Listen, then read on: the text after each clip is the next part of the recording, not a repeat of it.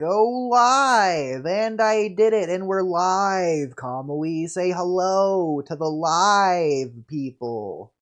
Hi. Are we on the Walky Talkie live channel? Well, no, we're on the Walky Talkie podcast channel, but hey, if you want to subscribe to that channel and to this one, press the subscribe button. Hey, thanks. And Actually, no, never mind that channel. Subscribe to this one. Yeah, can we get to 1,000, please? So we're here, we're back, we're doing it, and Space says, hello, Walky Talkie podcast. Yeah, hello, we're doing the Dygo React. The weekly series that we do every week, weekly. And so we're back for this week to do the weekly Dygo React of the rewrite of Dygo's on a Rewrite. week-to-week basis. Yeah, and again, this is a series where we do the reaction to where we pretend that we've never seen Naruto before. And so basically we're watching Naruto for the first time through Daigo's rewrite, and we're going to see how it changes. And so this is episode 4, Rewriting Naruto Sasuke versus Neji, the Chunin exams. And so I don't know what the Chunin exams are, but I do know who Sasuke and Neji are. And I guess they fight in this episode. Wait, do we know who Neji is yet? He wasn't on that mission. Was he not on the mission? I thought he was, right? No, it was just the Konoha 9 rookies. Oh, well, he might know Neji. We'll find out if we know Neji. All right, let's begin. Welcome to the Rewriting Naruto series. For some reason, it is in Japanese subtitles. Okay, well, see if we can fix that really good. I didn't hear anything. Why? Okay, let me... You should. 4. Do you not hear This is it? a series of videos where I rewrite Naruto trying to go back improve it. settings, make sure it's just not my settings. Is it auto I translate? don't know why I would have had you muted on stream, but in case I did, let's find out. Okay. Oh, I'm an idiot. It's because I didn't have... Okay, I realized yeah, why. Figured it out? Alright, cool. Let's do it. I didn't have it clicked. To my... Okay, rewind it though, because I didn't hear whatever. Literally Welcome to the Kamui. Rewriting Naruto series part 4. This is a series of videos where I rewrite Naruto trying to improve it according to my personal taste. This is only part 4 of a long series of videos, so make sure you subscribe so you don't miss any future videos from this series. Also, please like this video to support the channel and the series, and make sure it does well on YouTube. And if you want to support the series and the channel even further, become a member of this channel to get some awesome perks. Alright. B just got tossed by Samehada, my clip is insane. But... what happened? I looked away. B got tossed by Samehada. It was kind of funny, but doesn't matter. Begin with the Konoha 9 returning to the village after being successful in their mission in the Country of Crystals. All 9 of them present themselves to report their mission in the Hokage's office. As team captain, Sasuke debriefs Hiruzen about everything that happened. Strangely, Naruto doesn't look proud when Sasuke mentions what Naruto has done. Ooh. He has this concerned, maybe conflicted expression on his face. So Daigo says strangely there. I'm assuming he doesn't actually mean strangely. He's saying it to like emphasize that Naruto's doing that, not that it's strange. If I were to assume. Yeah. But assuming it is strange, what is your theory for why this is a mystery? Is this setup? Is this further analysis of Naruto's characterization in this version? Well, he does hate Minato, so that might be playing into it. His Minato hatred, maybe? Okay. I can see it. Yeah, either way. Seems even more perturbed when Sasuke says Naruto killed the enemy captain. Kiba looks pissed when Sasuke mentions his insubordination, but other than that, Sasuke finishes his report without many things to notice. Hiruzen says, "Great work, as I expected from you. Now, I'll ask all of you to keep this a secret, as no one should know that the leaf and the stone had this tense situation. It could lead people to take the wrong conclusions. You will all receive the compensation for an A-rank mission." When Hiruzen says that... Okay, so I will write down that, first of all, Kono. I'm branding control. Okay, well, let me just go back down. Okay, so the Konoha 9 keep it a secret about the tension between the leaf and the stone. Also, I guess the Kono 9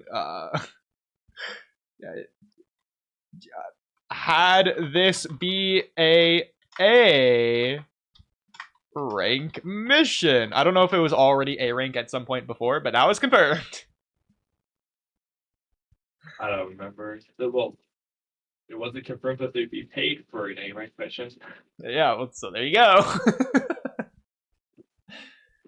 I wonder if Naruto got paid like for a C rank mission or whatever for the Land of Waves mission. I think so, because Tasuna couldn't afford it was the whole point. True, yeah. God.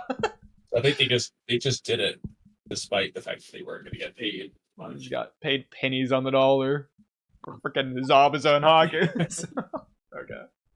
I'm surprised Kakashi even took that mission, but whatever. Most of the Konoha 9 ninjas seem very happy, except for Naruto, who is still concerned. The office door opens, and Danzo enters the room. He stares at the Konoha-rookies with this menacing look on his face, lingering his gaze on Sasuke and then on Naruto. Naruto stares back at him and says, "What do you want, old man?" Danzo ignores him and walks towards Hiruzen. He then says, Okay. "So, your little plan worked out?"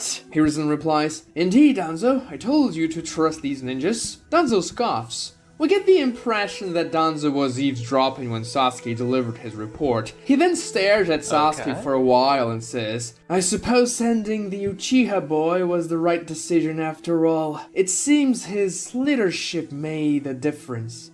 Sasuke remains stoic, staring at Danzo. So, do you think Danzo's saying that sarcastically, or is he just admitting defeat on, like, a small level here? Just like a little concession.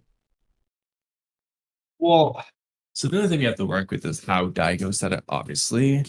It felt sarcastic to me, the way he spoke it. Okay. So that's what I'm going to pick. But it's possible that it was a concession. I mean, he did say he scoffed, but that might have been like a sigh. Like, oh, I guess it worked out. So, just for contrarian's sake. Just for contrarian's sake, I'll say it was genuine, but let's find out. The room grows quiet for a moment. Everyone notices the tension created by Danzo entering the room. Danzo finally says, with a condescending grin, "He reminds me a lot of his brother. Doesn't he, Hiruzen?" Sasuke's expression instantly turns into rage. He activates his Sharingan. "What did you say?" Danzo stares back at him and says, in disappointment, "Never mind. He would never let his emotions control him. You seem to be unlike your brother." Hiruzen. So, do you think that's a difference that Danzo would think that about Itachi? Yeah, so now actually, okay, all right. I think he was being genuine for a moment because he's changed his mind based on that. Well, I guess it was a test, but still. Yep. Danzo thinks Itachi controls his emotions. Right now. Cuts him and says, "Danzo, enough! Leave now." Danzo says, "Very well." He then exits the room while Naruto and Sasuke stare at him in anger. Hiruzen says, "I apologize for that. Danzo can be cryptic sometimes." Naruto asks, "Who's that stupid old man?" "One of the village elders, Naruto, but never mind him. You all should celebrate. You did a great service to this village, and you have my personal gratitude. I suppose it wouldn't hurt to give you all a couple of days off." The Konoha 9, except for Naruto and Sasuke, celebrate at that news. Sakura, with a smile on her face, asks Naruto and Sasuke, "Okay, so Naruto was mysteriously sad, and that's why he's not celebrating. Sasuke, on the other hand, is reporting his success as team captain. Do you think he's not celebrating because he's noticing Naruto, and as we saw with the Kiba fight in the episode 2, that he's sad because Naruto's sad, or is it because he's still infuriated at Danzo that he's not even focused, or is it another mysterious thing that Sasuke's also disappointed in how the mission went?" Well, I was about to ask you, you already answered my question, but I was going to ask whether you meant initially or post Danzo. So post Danzo, yes, Sasuke's just mad at Danzo. But leading up to it, he could have been kind of distraught about some of the mission details, some of the stuff that happened. Could have gotten to him a little bit. Okay. Like the stuff with the Uchiha clan being hated and all that. But in this case, definitely Danzo's the main thing that he's upset with. Sure. Well, let's see what Sakura asks Naruto and Sasuke. Hey guys, let's go eat some ramen to celebrate. Sasuke stares at her and says, sorry, I can't. He then quickly leaves the Okay, small nitpick. That wasn't a question. Sakura didn't ask that. But I know what you mean. room, leaving everyone behind as Sakura stares at Naruto, who's lost in thoughts. Sakura being a little sad by Sasuke just leaving them. She then asks, Naruto, what do you think happened? He takes a while to respond and says, yeah, Sakura, sorry, I don't think I should celebrate. Sakura is taken aback, and then she leaves the room with the other Genins. The only one who stays in Hiruzen's office by this point is Naruto. Hiruzen looks at Naruto and says, Naruto? Naruto seems to want to tell him something, but Hiruzen being a Hokage really affects Naruto's ego because of his dad. Naruto's stubbornness finally gives in, and he says, I killed a man on that mission. Hiruzen looks at Naruto with an understanding expression. This is not an understanding expression. It's just like gleeful. Oh, you did! Ah, good for you! Atta boy! Do it again! He's happy. It's like, it's about time. You did it! Congratulations. You pass. His face is very gentle and tender. He then says, trust me, Naruto, I know it's difficult to do something like that, but this is the life of a shinobi. Sometimes you have to take lives in order to save lives. Naruto says, but that doesn't make sense. This world is built up on contradictions. You saved the Tsuchikage's granddaughter by killing that man, and by doing so you assured the peace between the leaf and the stone. I really do like that line. This world is built up on contradictions. I love that Hiruzen of all people is the one saying that. That's a really cool thing to include. You wouldn't care as much, but okay, cool. Okay, disregard what I just said, I guess. Ignore that part. All right. It's not ideal, but killing that man saved many lives. I like how he's saying that without knowing who it is. like, what if it was someone important? Like, what if it was Hiruzen's best friend? He didn't say. Like, what if it was one of the Konoha 9? I mean, clearly it wasn't, but you get the idea. Maybe Hiruzen knows who it was, but he's really happy. He's like, no, it was the best thing you could have done. Trust me. I must tell you, Naruto, you made the right choice. Even I couldn't do that once in the past. Foreshadowing. If you want to... Oh, okay. Wait, do you think the story, like there's a manga panel that said foreshadowing? Absolutely. Yeah, no, 100%. Like, that's clearly what he's going for. Now, that being said, do you think Dygo like paused and then said foreshadowing like in the script and then he just kept going, or do you think that was like a post-recording thing, like he's come back after the fact and adding it, or like do you think he like changed his position from the microphone or something, or like pause, just like get in a different mindset to just like really deliver that line as separately, because it was different. It was like foreshadowing. Yeah, I mean, it sounds like it might have been an after effect, but what I meant was, I don't mean the image of Orochimaru like being in the rewrite manga. I mean, does that image of Orochimaru say the words foreshadowing? I know what you mean. So stupid. Why am I even entertaining this? Well, we would definitely see the Orochimaru thing. And it would be a clear indication of foreshadowing. Which, by the way, that's not but with really the manga statement. I mean, it could be like one of those English-Japanese like notes at the bottom of the page clarifying what a line means. You know what I'm talking about? Like sometimes they do that. Yeah. He could be clarifying like this panel is foreshadowing. That's hilarious. To be a Hokage, you'll have to make difficult decisions. Preserve life whenever possible, but sometimes... Oh, so this isn't wrong. He does just say preserve life when never possible. Wait. I guess Hiruzen was on board for the Uchiha massacre after all. He must have meant ever. He must have meant ever, but we'll listen to it again. Because I'm confident he said never, but we'll listen to it again. I'll make it even louder. Difficult decisions. Preserve life whenever possible. That's so never. Okay, it's definitely trying to send whenever, but it sounds like whenever. Oh, I didn't even think about whenever.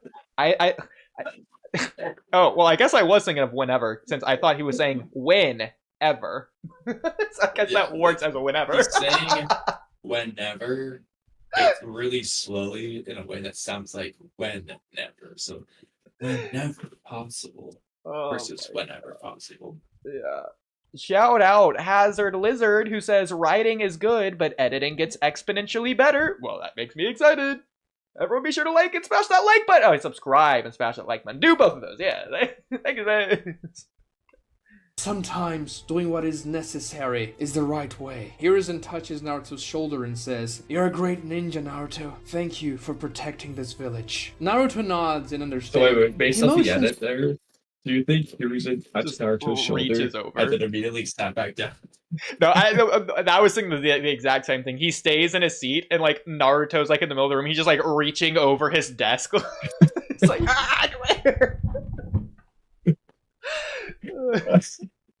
He's got like jutsu in his arms. They're just stretching out. I mean, he does know every jutsu in the village. That has to include Orochimaru's. Yeah, and Mizumi was pretending to be a leaf ninja for a while, so like, that's true. Probably showed Hiruzen that jutsu. Show him why he's called the professor. To leave the room. As he opens the door, he stops and reluctantly says, blushing, "Thanks for taking care of me, old man." He finally acknowledges Hiruzen's efforts during Naruto's childhood, and then he leaves. We cut back to Hiruzen, and we can see he is teary-eyed. I think this is a good scene to develop Naruto's relationship with the third Hokage, so we get... Also makes the scene more impactful later on, so I guess this confirms that the war arc happens. Yeah. The god... Okay, so no, Otsutskis exist! That's what this is! Okay. I guess, well, in his rewrite, the Divine Tree could be not Otsutsuki. Yeah, I know, but still. Oh, also Edo Tensei as a concept. Also, he just spoiled the fact that Hiruzen dies. it could just be a live Hiruzen as well. It could just and that he comes back. Yeah. Get more attached to Hiruzen. And I think it's also interesting for Naruto to grapple with the fact that he killed a person. We cut to Sasuke, who's jumping around the Konoha. He does show Zabuza beheading a man there. I think it'd be interesting for Naruto to compare himself to Zabuza, who he saw as a tool, but as a human at the end of the day. But he was a tool. So maybe Naruto could be like anxiously worried that he'll go down that path, even if he doesn't want to. Which is sort of something that is implied that could happen in the Land of Blades arc as well. Like, yeah, some said that. Like, exactly, well, I become a ninja like you. Like, that's what he should. Yeah, no, that's a good point. He should be thinking back on that line. That's cool. I like that. Yeah, like would you have him do it immediately, like while he's still in the Stone Village, or in this moment? I'd have him do it in this moment. This moment for sure. Okay, I like the idea. Her roofs. By the way, when is the first time Naruto sees someone die? Just in general. And I don't mean Minato, that doesn't count. Kushida? Is it Gato? Is it Gato?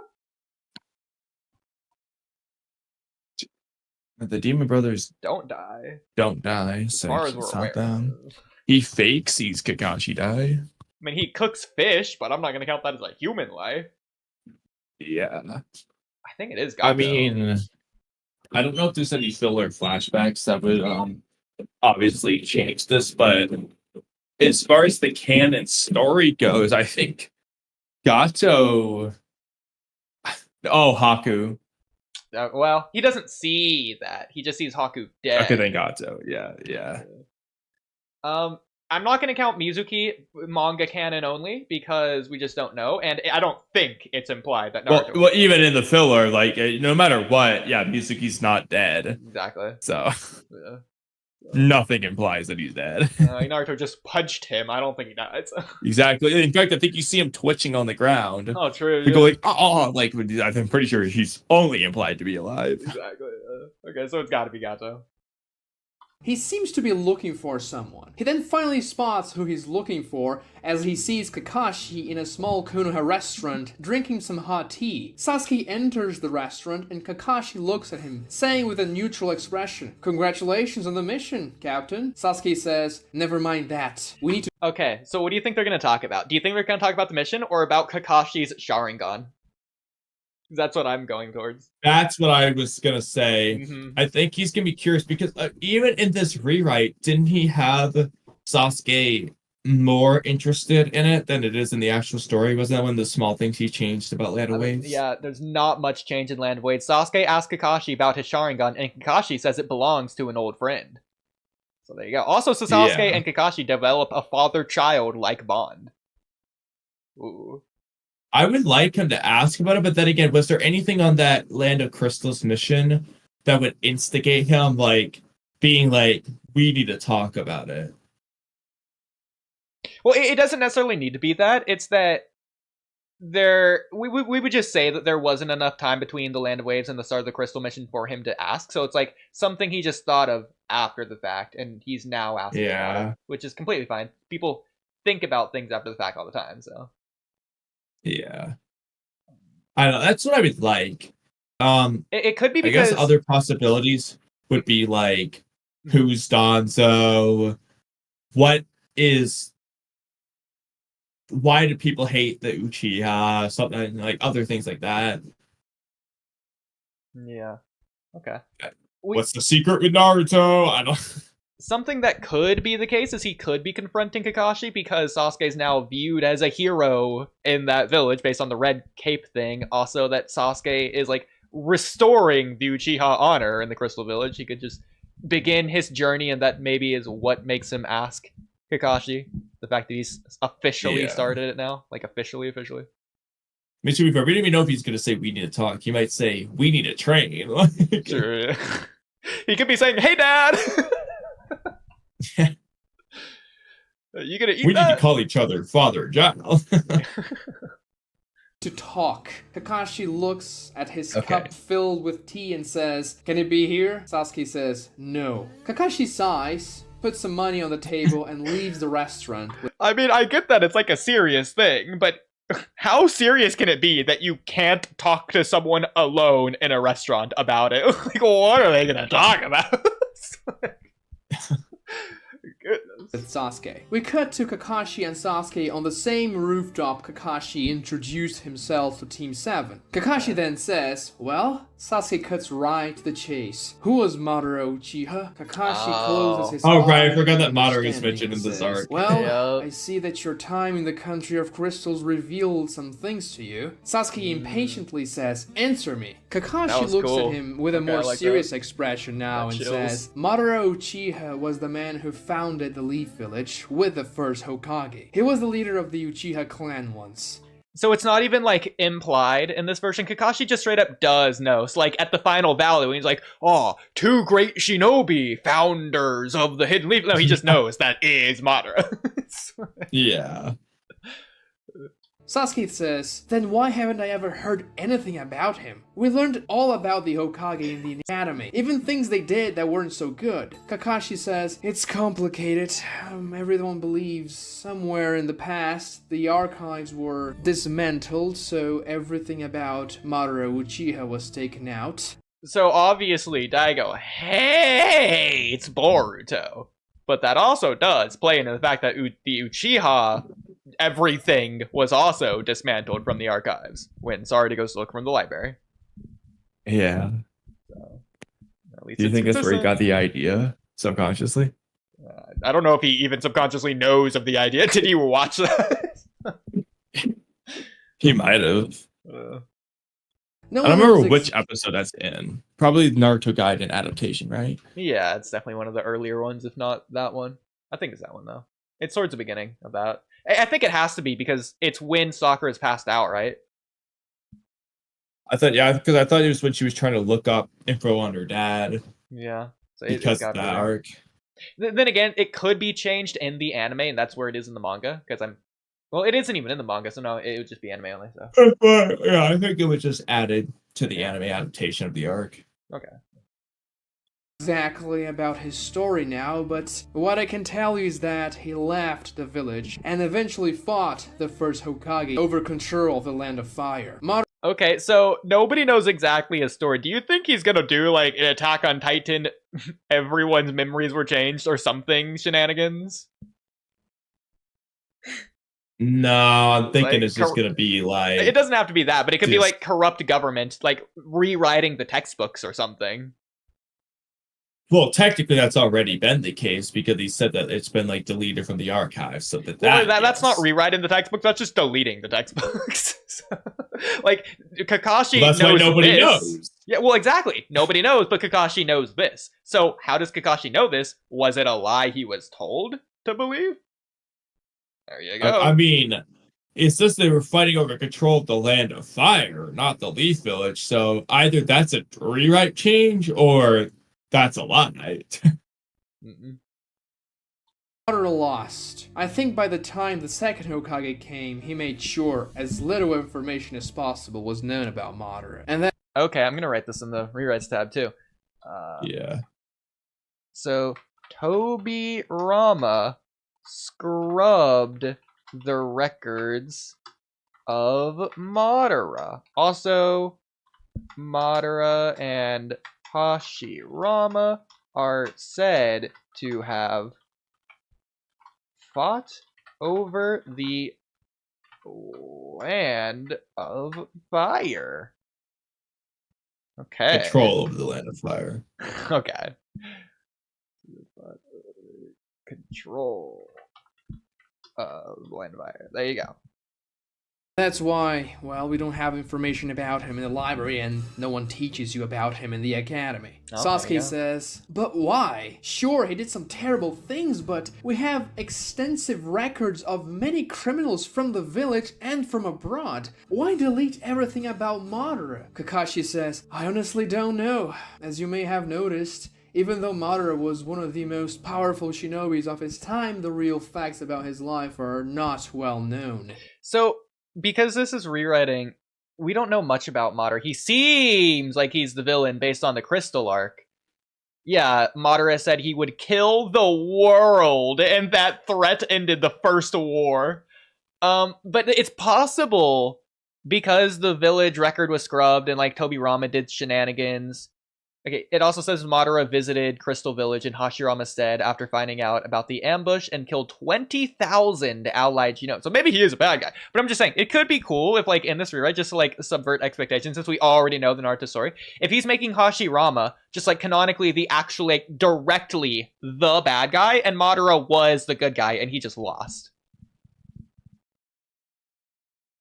Well, that would be interesting for sure. I don't think that's what he is doing. But, because that would just be very different from Naruto, I think to a pretty extreme extent. But that would be an interesting story idea in general.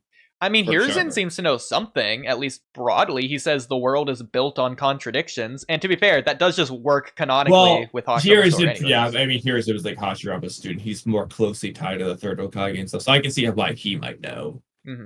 Secrets. But I'm wondering why Kakashi knows if it wasn't taught in the academy and he wasn't around back then. Who told Kakashi? Yeah, why does he know this information? Did he get it from Hiruzen? Did he get it from Minato? Did he get it from Jiraiya? Where's his source? Exactly, yeah. Well, there may have been a reason why. Yeah, right. The second Hokage didn't want others to know about Madara. I know why you're asking me this, Sasuke. Rest assured, we all have bad ancestors, but having someone bad in your family doesn't mean you'll be a bad person. So, do you think Kakashi is going to be rewritten to have bad ancestors, or is he just saying that what Sakumo did makes him a bad ancestor? Yeah, I was going to say, or is Sakumo just going to be a bad guy? Kakashi believes he has bad ancestors. Okay. It's good to know. Above anyone else should know that. I don't think you should worry too much about this Madara stuff. It happened several decades ago. Sasuke looks at him and says, very well then. Kakashi asks, how's your Sharingan doing? Sasuke says, it worked well in battle. I managed to copy some techniques. Kakashi says, good. I think you might find your next mission quite interesting. This scene serves to show Sasuke and Kakashi's relationship, establishing that Sasuke trusts Kakashi to ask him about personal issues. And also, or is there another I think Dygo original arc? So okay, so I was thinking that as well. I don't think it's going to be another original arc. I think what he's referencing is the next mission in general. It doesn't have to be the Chunin exam. It could be whatever mission. It's just after the Chunin. It's just whatever mission he goes on next. So he's not referencing something specific. It's just whatever mission he goes on next, I think is what he's getting at there. Yeah. In which case, was the Land of Waves the last mission Sasuke went on? Well, depends on if you're going to count the anime, because he does go on the Land of Tea mission in the anime. Okay, that's fair. Yeah, but like, even in the manga, is it implied he does any other missions off screen? Actually, it might be implied. Actually, I think it might. I don't know for 100% certain, but I think it is implied somewhere in the manga that after the Land of Waves, they did go on some other missions, and they were boring in comparison, and then the Chunin exams happened. So I think they might have gone on some more missions after the Land of Waves. They might have. Just not anywhere near as hard. Also, what about... No, I guess there wasn't anything between Hiruzen's funeral and Itachi showing up, since that's like immediately after in the timeline. I mean, well, technically, Sasuke could have gone on a mission before Hiruzen's funeral, but I think it was like the next day, if I'm not wrong. So I doubt it. But shows Sasuke sees Kakashi as a father figure of some sort. By the way, if you haven't subscribed the first time I asked you to, please do it now. We cut to Naruto. It's a bit later Walky Talkie people too, please subscribe. We need to hit 1,000. Thank you.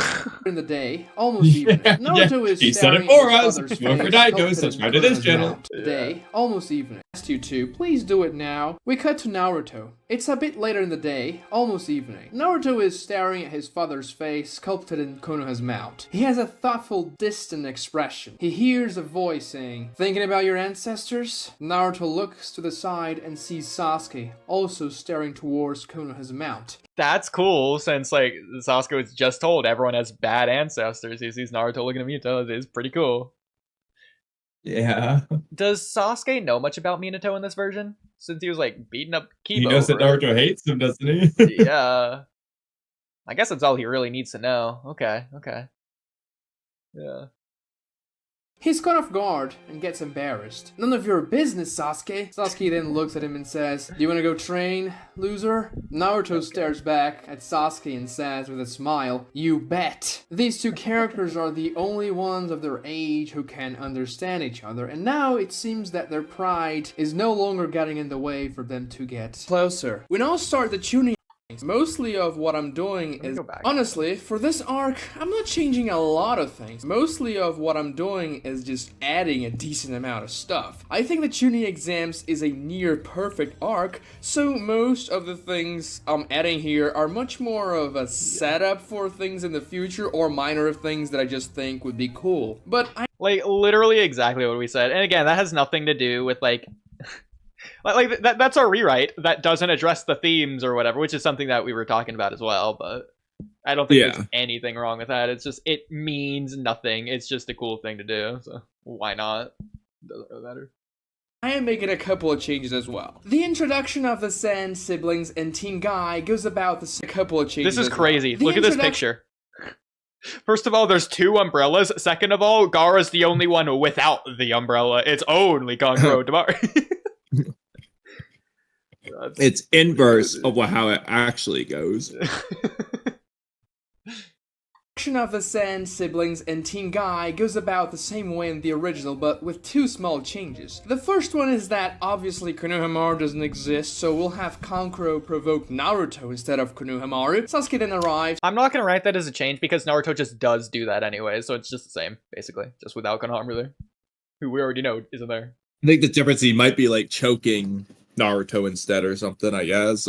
I mean, he just said provoke, and that's what he does anyway, so I'm not gonna write that. He's tossing that rock at Kankuro, and then Gaara arrives as well, and the scene goes about the same way. The next small change is that when Rock Lee essentially declares his platonic love for Sakura and she's creeped out by him, we get a quick panel of Sasuke looking a little jealous, establishing that he doesn't like other guys hitting on Sakura. After that, when I don't think I need to write that down either, because there's already moments of... I could write it down.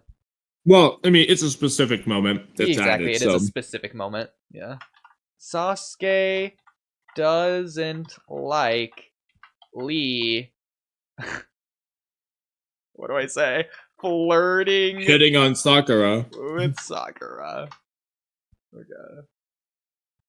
When Team 7 enters the room for the written exam, they encounter Team Kurenai and Team Asuma like in the original, but as we've already had those characters introduced, the scene works a little differently. Hinata still shows signs of liking Naruto but is too shy to say anything, and Shikamaru looks as bored as always. But the most interesting thing here is to set up more conflict between Kiba and Naruto. Kiba provokes Naruto even more, saying that he killed the 4th Hokage, and Naruto gets very pissed. Sasuke then I forgot that Kiba is just so mean to Naruto this version. You killed the whole guy. He's about to say something, Kiba interrupts him, saying, "You're no longer the captain. If you want to do anything like last time, you'll be disqualified from the exams." Sasuke resigns himself and Naruto keeps screaming, which makes them stand out in the room and the crowd of more experienced ninjas stares at them, and the scene continues like it did in the original. I'll make no changes to the written exam itself because it's perfect. Do you like that better than the original reason why the crowd stares at Naruto when he enters the room like a bumbling fool? I mean, there's pros and cons to both. Personally, I do like the original. Because for one, they're staring at Naruto because he's like bragging he's gonna beat them all. And two, that just fits Naruto to be that way. Not that it wouldn't fit him to argue with Kiba. They never really did anything with that, though, is my problem with that. That's the thing, it's like hyped up as these are all formidable opponents on the level of Naruto. Like, every individual here is as powerful as every individual from Team 7 or whatever. And it just, at no point does everyone gang up on Naruto. Not only that, they just weren't as strong as they looked. Like, we see that. Most of these ninjas suck. In fact. They go down with that in mind. But with that in mind, though, like, no matter why they're staring, this isn't going to go anywhere anyway, but... Well, it might. I mean, we don't know what Daigo's going to do, but... Yeah, true. I definitely like the original because it's Naruto making this way more of an uphill battle, which for the audience rooting for Naruto in Team 7, that's cool. Yeah. It makes him even more the underdog, but like in this case, it's just Naruto doing it to himself. So. Yeah.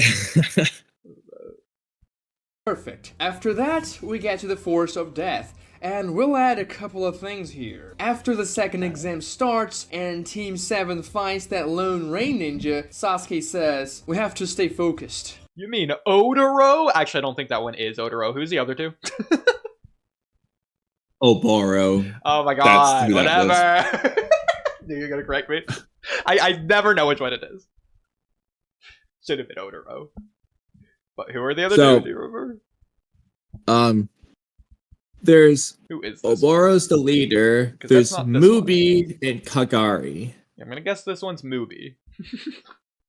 Let me see which is which. Mubi is the guy with the one eye.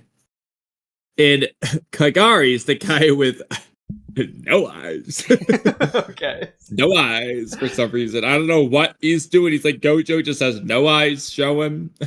Is that where Tayuya got that one, Doki? Actually, that would have been Loki. That is another. That would have been cool.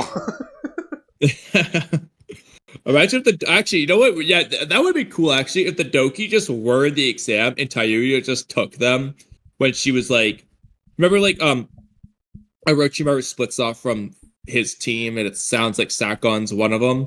If Tayuya is just the other one, so she just goes around and takes the Doki basically just for shits and giggles. She beats them and uses them as her pawns. That would be That's so right. cool. I love that. I mean, the sound were literally there anyways. Might as well. It's so good. Team 7 finds that lone rain ninja. Sasuke says, "We have to stay focused. We fell for one trap, but the trick is to make them fall for ours." Sakura smiles and says, "I knew you'd have something in mind, Sasuke." Naruto seems a little annoyed at that, but also because he was captured by the rain ninja before, and says, "Why do we always have to go with your plan, Sasuke?" Sasuke says, "My plan? Who said it's mine? We'll do your plan, Naruto." We cut a little bit to the future as Team 7 is now walking on the Forest of Death ground level. Naruto is speaking very loudly and boasting that he will be the one that takes on all other teams and gets all the scrolls. Suddenly, a barrage of shuriken and kunai. That doesn't happen in the original, right? That he's moving Correct. that to Yeah. here. So in this case, he's like almost putting that earlier scene. Yep. Before the red exam here, essentially. Yeah. Okay. Is shot from the trees towards Team 7. They do their best to evade them, but all of them are hit in non-lethal parts of their bodies. We see 3 ninjas from the grass village erupting from the trees and rushing towards Team 7. One of them like, he is a doesn't red-haired girl. You would recognize Okay. her as a younger I thought he was Kamui. talking about Orochimaru's team, but never mind. Sure. I'm gonna write this down really quick. Team 7 versus Grass Village / Karin. I wonder if we're gonna learn who Karin's teammates are. Karin uses her Uzumaki chain attack, a It's really smaller Getsu. version that she would eventually use in the war arc to attack Team 7 from a distance on top of the trees, and her 2 teammates engage Team 7. Okay, the way he said that, it sounded like Karin in the war arc is attacking Team 7. Rewind it. Let's read here. Attack, a smaller version that she would eventually use in the war arc to attack Team 7 from a distance. Right?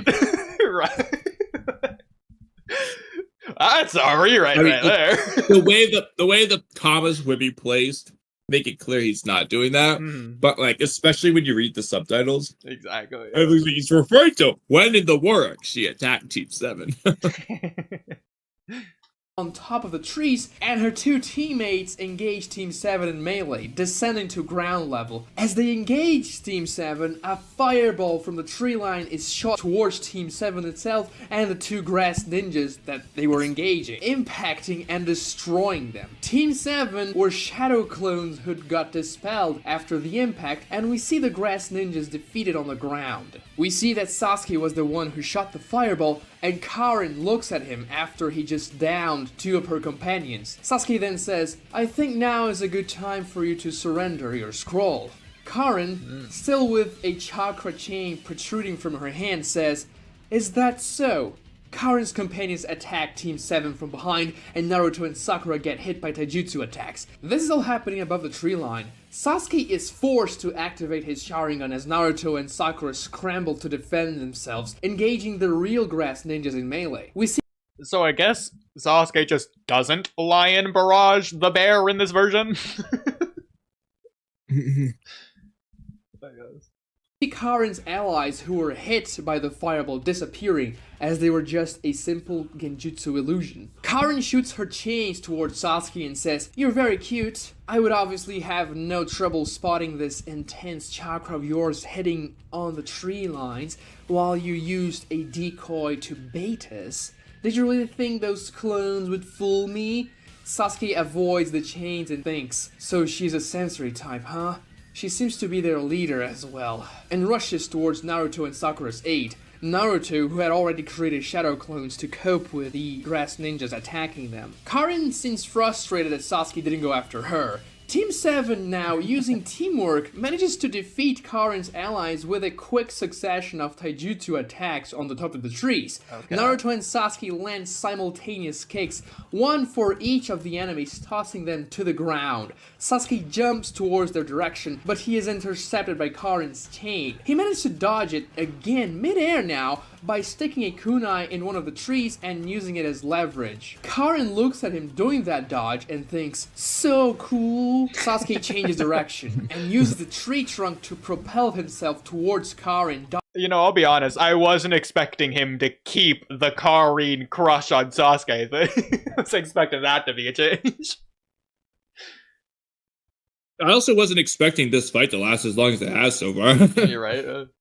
Dodging another attack from her chains. Sasuke then engages her in melee, and she doesn't have much of a chance here. Sasuke lands a taijutsu combo, quickly defeating her, as she also falls to the ground like her companions. Sasuke jumps on top of her, restricting her moves, and puts a kunai on her neck, imitating what Kakashi did to him during the bell test. Sasuke says, "Now, I really advise you to give us your scroll." Karin seems flustered because Sasuke is touching so much of her body, and seems to be oddly enjoying her position. She blushes and okay, I think I would have rewrote that part. We're rewriting Daigo's rewrite. So never mind, Oodie. He's not only keeping the crush, he's making it even more of a crush. Oh my god. says, "Fine. It's in my back purse." Sasuke reaches into it and grabs her scroll. He lets her Okay. Good. Okay, you know what would have been funnier? Okay, you know what would have been really funny with this rewrite? She says, "Fine, it's in my back pocket." He goes and like reaches so he touches her butt. I was thinking the and same she thing. like giggles as there's nothing there. That's and then why I like, paused to say what you were gonna say. And then he's like, "Quit fooling around." She's like, "Okay, fine, it's in my purse." That's what I would have I'm done. adding that to my rewrite of Daigo's rewrite. Yep. go and she says, "I thought you were gonna kill me." Sasuke looks back at her and says, "Just stay out of our way. See ya." He jumps back to Naruto and Sakura's position on top of the tree line. He looks at the scroll and sees that it's exactly the one they needed to have a matching pair and pass the exam, and says, "We got it. Let's go." Real quick. Yeah, okay, go ahead. Please. Very random. So look at the top right of the screen, the Buddha statue that Guru has. Oh. I can't decide if it looks like a monkey or if it just looks like some guy with a goofy mustache. You mean these three or faces? both. No, just like the actual big face. Oh, okay. What are these three faces? They kind of look like Hashirama's face, but not really. The five. I think there's 5 total. Those are probably the ones that shoot out the 5 elements. But... Okay. Yeah. Would have been cool if it was like Kakazu's hearts or something. Yeah. But like this Buddha statue in general just is different from Hashirama's for some reason. Yeah. I don't know. I don't think Hashirama's has that mustache, for example. Okay. And it definitely wasn't doing the 5 elements thing. So why does Guru even have this? You know why? It's so that they could have Hiruzen counter it, because he's the professor. To make a beautiful false gun. Yeah. Okay. Oh my god. Okay. Of what Karin's powers will be like with the Uzumaki chain. It's not nearly as powerful as Kushina's, but Karin is still 12 by this point, so she has a lot of room to grow. I intend to make Karin a much more powerful ninja when Shippuden rolls around. Now there's a scene that happens a little later that I'll make happen earlier in the rewrite. It's the scene when Team Guy splits in order to find more scrolls on Neji's orders. The same scene happens in the same way, but Neji says one additional thing. He tells his team that they should get as many scrolls as they can from every team they encounter after they scatter, so less candidates are able to advance to the next phase. So I don't know if Neji would do that. It'd be a good thing for him to do, but I feel like his like confidence, he's like, "Oh, well, Destiny's on my side anyway," unless he's just changing that, but I don't think he's going to. I think because the thing is, think he's going to win. I don't regardless. think Neji would care in the first place. It's just he's not power hungry. Like he's not like Kiba where he wants to like steal everyone's scroll. That's what Kiba wants to do originally. Neji just doesn't care. He's just like, we're gonna advance. I mean, you can just change Neji, but I don't think the Neji as is would do this. Which again, he didn't do this. But I'll also add, I don't think he would. So Daigo didn't address this at all, so I assume it just would be in this version. Is that Anko essentially says this is a possibility when introducing this exam in the first place. Yeah. That at most half of you will pass, but probably less.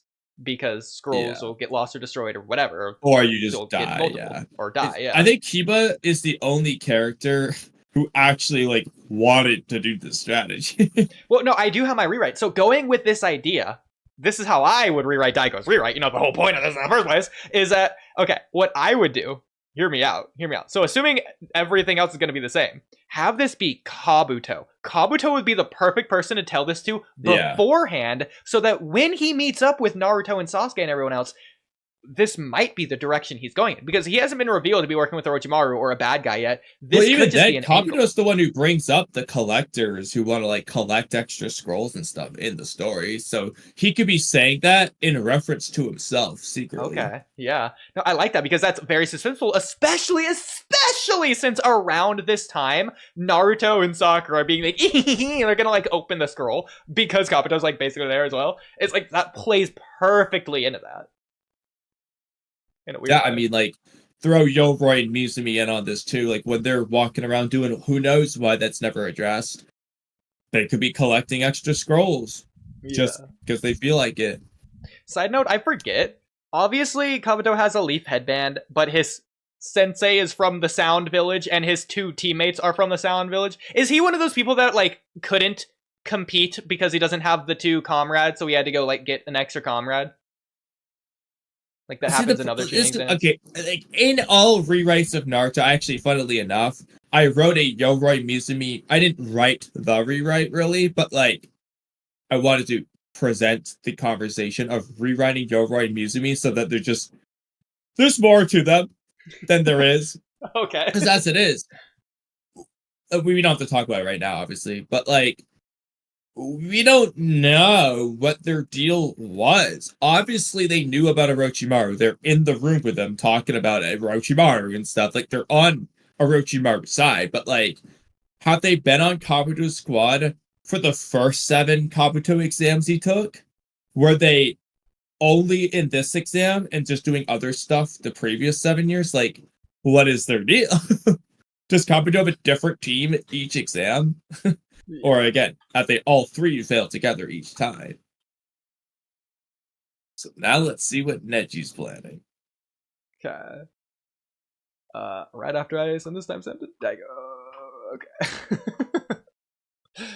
And you thought we could finish all of part 1. Yeah. Even if they were to find repeated scrolls, they are to keep them, as many as they can. Rock Lee and Tenten nod, and the scene ends the same way with Team Guy scattering. We cut to Team 7 jumping on forest trees, moving quickly and trying to be as silent as possible. Sasuke says, now we have both scrolls, we just have to get to the tower. Sakura, man, I wonder if they're gonna make it. I wonder if Neji's gonna show up and fight Sasuke, steal his scroll, so that Sasuke now has to get it from Dosu and Team Oboro. The scrolls to you. Sakura blushes and says, but why? Sasuke, you're much stronger, you should have both of them. Naruto interrupts and says, no way, Sasuke, I should be the one to get a scroll. Sasuke sighs and says, I'll keep one scroll. If I keep only one, even if I'm captured, they'll think we have only one scroll as the entire team, and we will probably be able to keep the other scroll in the worst case scenario. Sakura, you'll keep the other scroll. You'll use a genjutsu illusion to make it appear as something else. Naruto, you're too clumsy. You don't take good care of your things. That's one of the reasons Sakura should keep it. Naruto So I'm confused on that. Why not just genjutsu illusion both scrolls? Yeah, why only do it to one? Yeah. In fact, like, I guess so that way it looks like one of them's real, I guess. Yeah, but then Sasuke's hypothetical doesn't address the actual problem. They need both scrolls, so if Sasuke gets captured and they take his scroll, well, at least we still have one, but you don't have the other scroll. You can't pass without it. Well, but then you'll only have to re-get one more versus having to get 2 more. That said, are you allowed, I don't remember for certain, I think you need to have all 3 members there at the end of the Force of Death, but hypothetically, are you allowed to, like, have one of your teammates die, but you get both scrolls? Like, is that allowed? Yeah, why not? I don't remember if it's ever stated, but I don't see why not. Do we have any examples of any teams like that? I don't think so. no, every team had all three. Yeah. But I know the written exam, obviously all three have to pass. Well, what about Itachi? I think in the novels he does it alone. So yeah, the problem though is that Itachi does everything alone, and that exam just is different. Okay, so you mean particularly in this exam? I guess that's fine too. Yeah, like it needs. I mean, like in Naruto's exam, you need 3 to enter, 3 to pass the written exam. I don't remember for certain if they ever say if all 3 members need to be there for the Force of Death to pass. I mean, I think they only talk with the scroll, but I'm not fully certain. Yeah. Growls a bit, saying that he can take care of his things just fine. Sasuke thinks for a while and says, Sakura, use 2 genjutsu illusions. Make a real scroll. God. Oh my god. Why do we pause? We look very smart right now. Appear. What is he gonna make it so that Naruto's kunai looks like a scroll? I'm thinking he's gonna do something along the lines of like the very first thing they do when they go into the Forest of Death, and like the thing with the password and Oboro being the fake Naruto, etc., etc. Like they might do something. Yeah, like Naruto's gonna be the lore. Exactly. Yeah. Appear as something else and make something else appear as the scroll to work as a decoy. Naruto, you keep the fake scroll as a decoy, and Sakura will keep the real thing disguised as something else. So Neji's gonna take the fake scroll, then realize, and then that's gonna lead into possibly the problem is Force of Death, if not prelims, not later. So that can happen, but realistically, Neji's not falling for that. Especially with his Byakugan version, he is. Well, I don't think his Byakugan's going to help him see that, because he couldn't tell the different Naruto clones apart. No, but the Byakugan would let him see, which is like... The scrolls have, like, summoning jutsu, chakra, whatever, so I think he would just be able to see that apart. Like, Naruto's case, it's just that he can't... They have the even chakra, whatever. I think he could see chakra? Through this. I don't know if they have summoning jutsu chakra, quote-unquote. Like, hypothetically, I don't think Yoroi could just absorb the chakra out of the scroll, making it unsummonable if they open it. I don't know, but either way, like, I think the Byakugan can probably see through that. I don't know. I mean, either way... I don't think Neji was falling for Izumo Kotetsu's floor genjutsu illusion either. Like, I think he just knows. Oh god. Keeping the other scroll without an illusion on me. Sakura says, see, that's what Neji might go after. Should we disguise your scroll as well? Sasuke says, no. If we all go down, they'll be looking for the scroll. If I, the team captain, have the scroll, they're likely not to look too deep into the 2 of you for another scrolls. And when they find Naruto's decoy, they'll not even question it. So, even if we are defeated, supposing that we don't die in the process, we should be able to keep the scroll Sakura is disguising. No, I mean, you could say it's fine. I find it humorous. Not gonna say it's bad, but humorous that Naruto, or I guess Sasuke in this case, is like presenting under the hypothetical that everything becomes a disaster. Then it's like preventing versus preparing. Well, how about you just like make sure it doesn't become a disaster? Well, he's just basically saying if we get defeated, you know. Yeah, but like maybe take some precautions so you're less likely to be defeated. Well, you're assuming he won't. He very well might. I mean, he hasn't yet. If anything, you should start with that and then go into the if you're defeated thing. You're doing it backwards. No, I mean, they're just talking. I don't think that's a big deal. Whatever. Naruto says, who says you're the team captain now? Sasuke grins. I mean, that's funny after he was literally the team captain on the previous mission, but I understand the idea there. Exactly. And says, well, the 3rd Hokage thought it was a good idea. Yeah, exactly. Naruto scowls and says, oh, that old man doesn't know anything. Believe it. Sakura interrupts Naruto, screaming at him, Naruto, Sasuke is obviously the best choice to be the captain. He already proved that he can do a great job. Naruto says, but Sakura. Sasuke interrupts both of them now and says, both of you, we have to be quiet. We want to remain undetected until we get to the tower. He changes the subject and says, it's getting late, so we should find some place to sleep overnight. This is a 5-day test, so there's no need for us to drain ourselves too much on the first day. As the night comes, Team 7 finds a... That's weird to me. It's only a 10-kilometer distance. If they have both scrolls, they should just go there immediately. Why risk staying here where you can lose scrolls? Like, if you're already there, the other 4 days are irrelevant. You can't lose your scroll. You've already passed. So exactly. That's a weird decision. That being said, I think if I were to rewrite the rewrite, which is the whole point of this, then I would say it's because it's being dark. He doesn't want... Sasuke can see in the dark because of Sharingan. We'll just say that's the case for now. But the Naruto and like, Sakura can at least see the people because he sees the chakra as a color. I mean, the Sharingan just canonically glows in the dark, as funny as that is. You can just see the Sharingan in the dark. So. Everyone can see him. Yo, that's the rewrite right there. He doesn't want to give away their location. Exactly, with the Sharingan, which is what he needs the Sharingan to see people in the dark, but that will give away their location. Yeah. A cave-like alcove that's pretty well hidden in the forest, where they decide to stay overnight. Sakura uses her genjutsu to transform one of the scrolls into a kunai, and one of her kunais into that same transform. What is this screenshot from? Her releasing a genjutsu somewhere in the anime. Probably just when Kabuto does it. Okay. Form one of the scrolls into a kunai, and one of her kunais into that same scroll, and then she gives the decoy for Naruto to keep like Sasuke told them to. It's weird, that screenshot. It's like almost a wind effect instead of chakra. Well, I guess it's fine. Because like in like a couple frames, like 2 or 3 frames, it does have a wind effect as it like poofs away the stuff or whatever. But yeah, the feathers. Exactly, yeah. Sakura then uses another genjutsu illusion to disguise the alcove, making it seem like the entrance is blocked by a large rock, so people can't... You already know what I'm thinking, right?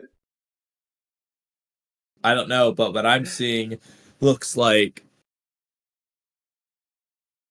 Okay, what's this from that I'm thinking of? Well, you can go ahead and say on the off chance it is the same thing. It's not gonna be the same thing, because I'm thinking of something in Naruto. So, 2 blue vortex. Okay, this is the same Boulder thing that Koji does. Oh, okay. You were thinking that. Well, yeah. I mean, that I was thinking a while ago, but. I thought it 10 years ago. Actually, and the video wasn't even out yet. Okay, got yeah. Well, now I'm thinking of something. Yeah, I'm okay, years you're gonna ahead laugh of you. at this. Okay, I figured it out. Okay, this is so stupid because you're definitely not seeing the dragon face, but I'm seeing is it here? Through the Kamui power of seeing faces and things. I'm seeing the dragon from Shrek. Okay, I'm not saying the dragon from Shrek, but is this the head? No, it's the whole rock is like the head, and on the right, if you go to the right a little bit, move your cursor to the right, keep going to the right, slightly up, to the right. Oh, this here? Slightly up. Okay, that's the eyeball. Now just imagine some. Okay. That's the eyeball. Yeah. Imagine some eyelashes on it, and you've got the dragon being friendly with Donkey. Oh my god. I kind of see Turtle Island with this being the head and this being like the whole shell or whatever. Like this almost is like a neck, and then obviously you have the underbelly here. It's like even this could be like one of the fins or whatever. But yeah, this is like what Koji does to Orochimaru's hideout. And Dygo said he hasn't read the past 10 chapters, but he has like kept up to date a little bit. But I don't know if he would have known this or not. This is one of the more like conspicuous details in my opinion, but he might. I don't know. That doesn't even matter anyway. So I wonder if this was a subconscious. Well, no, it couldn't have been subconscious decision considering this came out. When did this come out? Oh yes. Only a year ago. Okay. February 25th, 2024. So not that long ago, actually. So when was that chapter? Chapter 13. That was about a year ago. That wasn't a year ago. Yeah, it's only 7 months ago. So this came out first. So Ikimoto got it from Dygo. Yeah. Not to speak on Hot Boy for too long, but just to say one thing. If I know. So hypothetically, do you think that Hot Boy would hate it when it's used here, but then loves it in 2 blue vortex? Just like hypothetically. Let's just say he does love it when it's in 2 blue vortex. Yeah. He would hate it here, even though it's the exact same thing? Bro, did you not see his bias? Okay. Honestly. Okay. Okay, cool. Glad we decided. Should he ate it? No. No. But would he? Yeah. It's the exact same thing. Can't see through the entrance, but Team 7, who is inside of the alcove, is able to see just fine outside of it. I think these genjutsus are a good way to show Sakura's abilities developing further and make her a bit more useful than she was in the original. As Team 7 sets in the small cave, Sasuke says, "We'll take turns to watch the outside for enemies during the night. If you see anyone, don't make any noise and do not engage unless they notice us." Sakura thinks, "I'm sleeping right next to Sasuke tonight." And she seems very excited. Naruto thinks the same thing about Sakura, by the way. Sasuke notices both of them daydreaming and says, "Just because we're resting doesn't mean you can lower your guard. Stay sharp. I'll be the first on watch duty." Naruto grins as he'll be sleeping first with Sakura. As both of them lay down, Naruto tries to get a little closer to Sakura, but she sees what he's doing and kicks him straight in the balls, saying, "Stay on the other side of the cave, you pervert." Naruto cries in pain. Watch. A few hours pass and nothing really happens. Sasuke eventually gets bored during the watch and catches himself staring at Sakura while she is asleep. When he realizes what he's doing, he blushes and quickly turns away back to his watch duty. More time passes and Sasuke spots a figure I was in kind the of half night's hoping darkness. that when he Over turned 100 back, Neji was just gonna be right there. Yeah, that would have been really cool though. Hey, I'm down for that rewrite. See, Yeah. what I was expecting. I'm just assuming Neji's gonna approach him, so that's why I said Neji. But like, if it's not Neji, hypothetically, Dosu's like, my, looks like you really want to look at that girl. Something like, something catch your eye. Exactly. Because I mean, he makes a goofy line to Sakura when he's like, "So, watch guard, you're already half asleep." Exactly. Yeah. Like he totally would have made a line like, "I see you've diverted your attention." It's no. Instead of "it looks like," it sounds like you've been staring over there for a while now. That would have been so good. I love it. I heard you look over there. Yeah. Now, that being said, that wasn't what I was expecting you to have said. What I was expecting you to say is that when Sasuke looks away, he then he just looks back and starts staring at her again, and then goes from wherever from there. That would also be funny. Quick peek or whatever, just stares. I'm down for both. Feet away from him. The figure appears to be coming towards his direction, but not in a There's straight Neji. line. As the figure gets closer, hopping from tree branch to tree branch, Sasuke activates his Sharingan. As the figure approaches, it's clear that it's one solo ninja. Sasuke tenses up, preparing for a fight, even though the figure doesn't appear to... Instead of, it clearly seems like assuming it's Neji for a moment, it seems like Neji's clearly jumping through the trees or whatever. Would you have preferred if Neji was just casually walking up to Sasuke there? You might as well if he you see the shadowy silhouette just walking towards him. Because he is the Byakugan, I wish that he was doing that, and then other people were fighting in the background, throwing kunai at Neji, and he's not even looking at them. He's just using his own kunai to deflect it as he stares at Sasuke walking. Exactly. Cool, that would have been cool. I think to have Neji just you just see the silhouette walking towards him, and Sasuke just still activate his Sharingan or whatever. But versus jumping through the trees, I just think that's more. I think it's just better for Neji's approach. He's just walking towards him. So, if this was the direction the Naruto series was doing, what I would expect them to do here, knowing everything that I know in retrospect, is I would expect this figure to be a mislead. It's going to be a frog or something. It's going to be a caterpillar. I don't know. It's going to be something. And then Sasuke's going to be oh, phew, it's just a blah, blah, blah. And then he's going to turn around, and then that's where Neji's going to appear. Surprising. Yeah, literally what they do with Dosu. It's the squirrel or whatever, and she's whoo, and then Dosu's just right there. Yeah. Literally. Exactly, yeah. You got the idea. Or the Sakon Ukon thing with Kiba. Yeah, they do similar ideas all throughout. Not the exact same thing, but just the concept alone.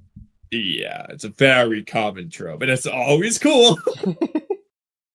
Eventually, Sasuke gets a clear view of the figure when it's within about 20 feet of the alcove. It's Neji Huga. Sasuke thinks back to how badly Rock Lee stomped him, and how Rock Lee told him about Neji was far beyond Sasuke's abilities. He also... So, maybe Daigo's gonna explain it, but Sasuke only knows Neji's name. I don't know if in this rewrite he would know his face. He might, but... He would have to have just assumed it from the Rock Lee scene when, the Izumo Kotetsu thing, and Neji's like, hey, Lee, you know, what happened to the plan, blah, blah, blah, and they're just talking. So he would have to have just assumed that must be Neji. Okay. doesn't think Sakura's genjutsu barrier would stop the Yeah. Byakugan from such a close range. But Neji doesn't appear to have the Byakugan activated. Neji looks around, it doesn't seem like he's seeing through Sakura's genjutsu. Sasuke looks intently at him with his Sharingan activated. Neji then starts to walk away. Sasuke relaxes ever so slightly. Neji then pauses, and Sasuke tenses up. Neji says, "Did you really think I wouldn't see through that barrier?" Sasuke tenses up back again, much more than before. He looks towards Naruto and Sakura. They're both still deep in their sleep. Neji continues. I mean, that's not a problem. He can just wake them up. Hey guys! Yeah, exactly. I like. He's like, oh no, they're still asleep. Come on, guys, hurry up! You gotta wake up. Okay. So, do you think there's any explanation for why Neji did this, or is he just trying to be cool? Yeah, exactly. Just like this, like realistically, I feel like he would have just looked at it and been like, "Do you really think I wouldn't notice?" It's that, like, why did he turn around? Like, just to make Sasuke relax, just to troll him. Yeah, or because he was like, this is so obvious, I don't even want to bother. But then he heard him breathe. He's like, you know what? Screw it. See, what I thought would have been really cool is if he was going to, like, rewrite the Sharingan to give it a completely different functionality. In this case, the Sharingan can detect changes in chakra. So because Sasuke untensed, and he's probably unlet go his Sharingan a little bit, that's the reason that Neji found him. That could be cool. Well, I mean, Neji's not using his Byakugan anyway. So well, you get the idea. You get the idea. Yeah. To speak, still with his back turned towards the alcove entrance and Sasuke. "I wanted to see what you would do once I turned my back away. I thought for certain that you would attack. Now, as you didn't, there are a few possibilities as to why. One, you are all weak and are not confident in attacking a lone shinobi. Two, You have the scrolls. you know how powerful I am, okay, that's and three. you didn't want to cross me. Three, you already have both scrolls, so starting a fight wouldn't benefit you." Yep. Sasuke remains silent, thinking about what he could do. Neji finally turns around. So, okay, I think Daigo said or. It would have been really cool if Neji said and, so he knows it's all three. I don't know if all three apply. Yeah. No. And four, all of the above. Yeah, it's like Tsunade's rules for being a medic ninja or whatever. Yeah, we're adding that to the rewrite too. That just is cooler because it does apply in this case.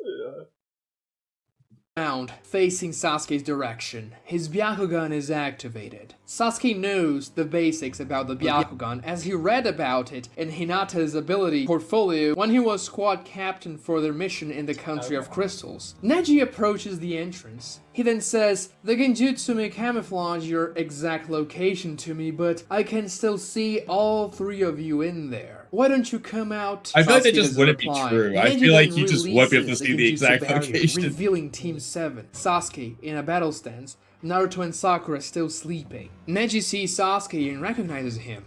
"Ah, it's you. Lee told me come to about think your of little it, encounter with him." Should Sakura be able to use this genjutsu actively while sleeping? It's not Sasuke's genjutsu. He specifically had it be Sakura who did it. Well, we know that ninjutsu can continue on despite the user. I know that jutsu can, but should Sakura at this point be able to do such a genjutsu?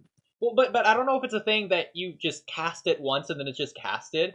or if you have to like continuously pump chakra into it or whatever to keep it. I guess yeah, we don't know how this type of genjutsu works. That's fair. I mean, we know that Sage thinks that shadow clones require you to just constantly pump chakra, and I don't know if that's necessarily true. It might be. Based on what he presented, it might be. I wouldn't necessarily say it. But the problem though is that you have to consider the active cost of like the clones existing and breathing using stamina that way versus a specific chakra cost of maintaining it, because it very well might just be the existence calories burned to live aspect of these clones could just be all there is to it. So that's where it gets tricky. But what I think it really is I don't think the clones are able to restore chakra on their own. So I think if they use all their chakra rather than pooping away, the original would just somehow transmutate the chakra into them. I don't know if the clones can regenerate chakra on their own. I don't see why they would be able to.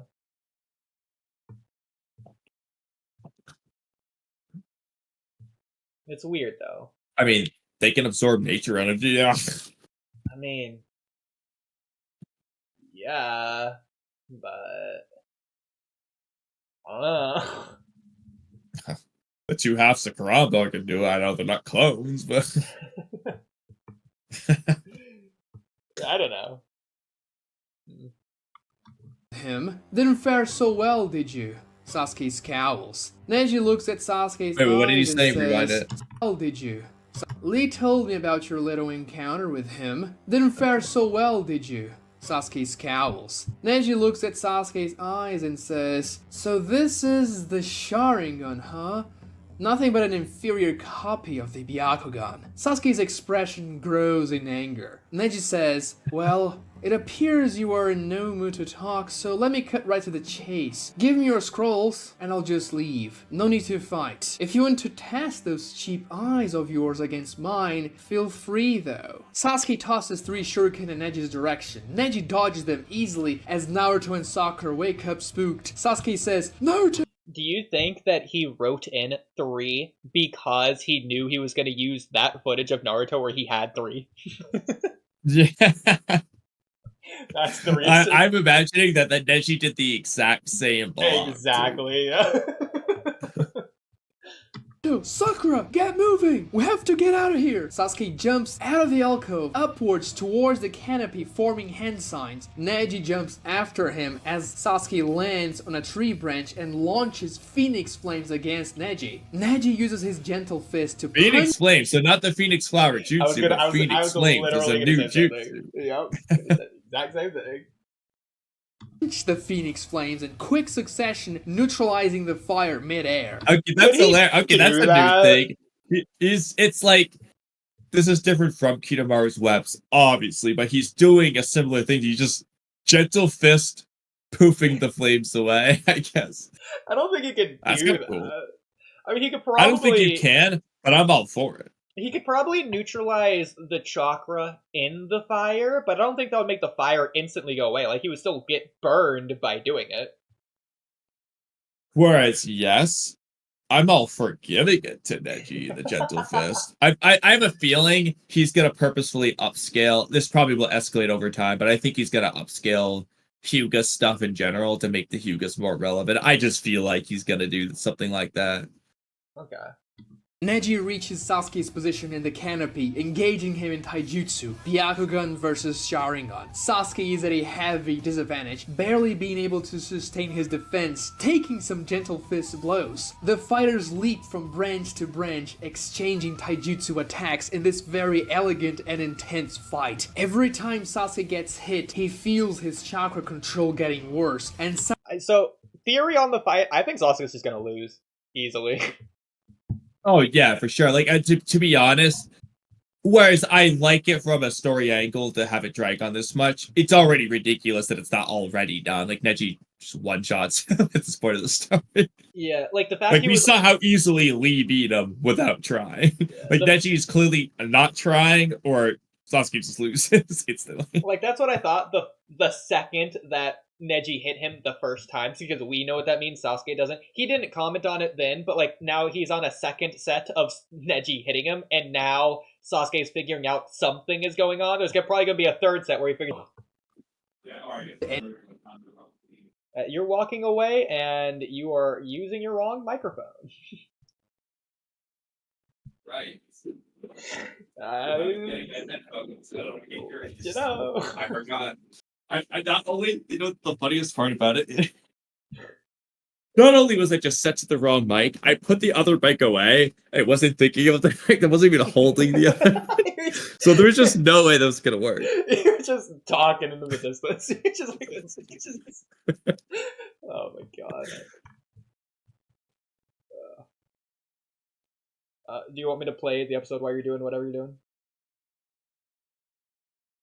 Oh, I guess you are in the process of changing microphones. Oh my god, I can't hear. What's going on? This is so stupid. I can hear you! But I guess you couldn't hear me saying that, so... Well, chat, how you doing tonight? Hey, this is a perfect opportunity to read the chat! Oh, hey, what's up going on, okay, chat? there we go. Hey, Now, shout out A, literally A with his profile picture. OMG, just watch for 3 seconds before coming to conclusions. Are you back to normal? Wow, that was the first comment I watched. Okay, but this isn't. Are we back to normal? Yeah, we are. He went to see Okay. more in the Forest of Death.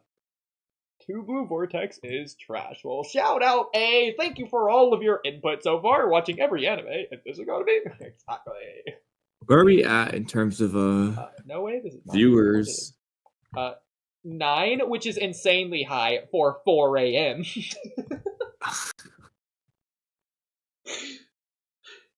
Have you gained any subscribers? Nope. Nope.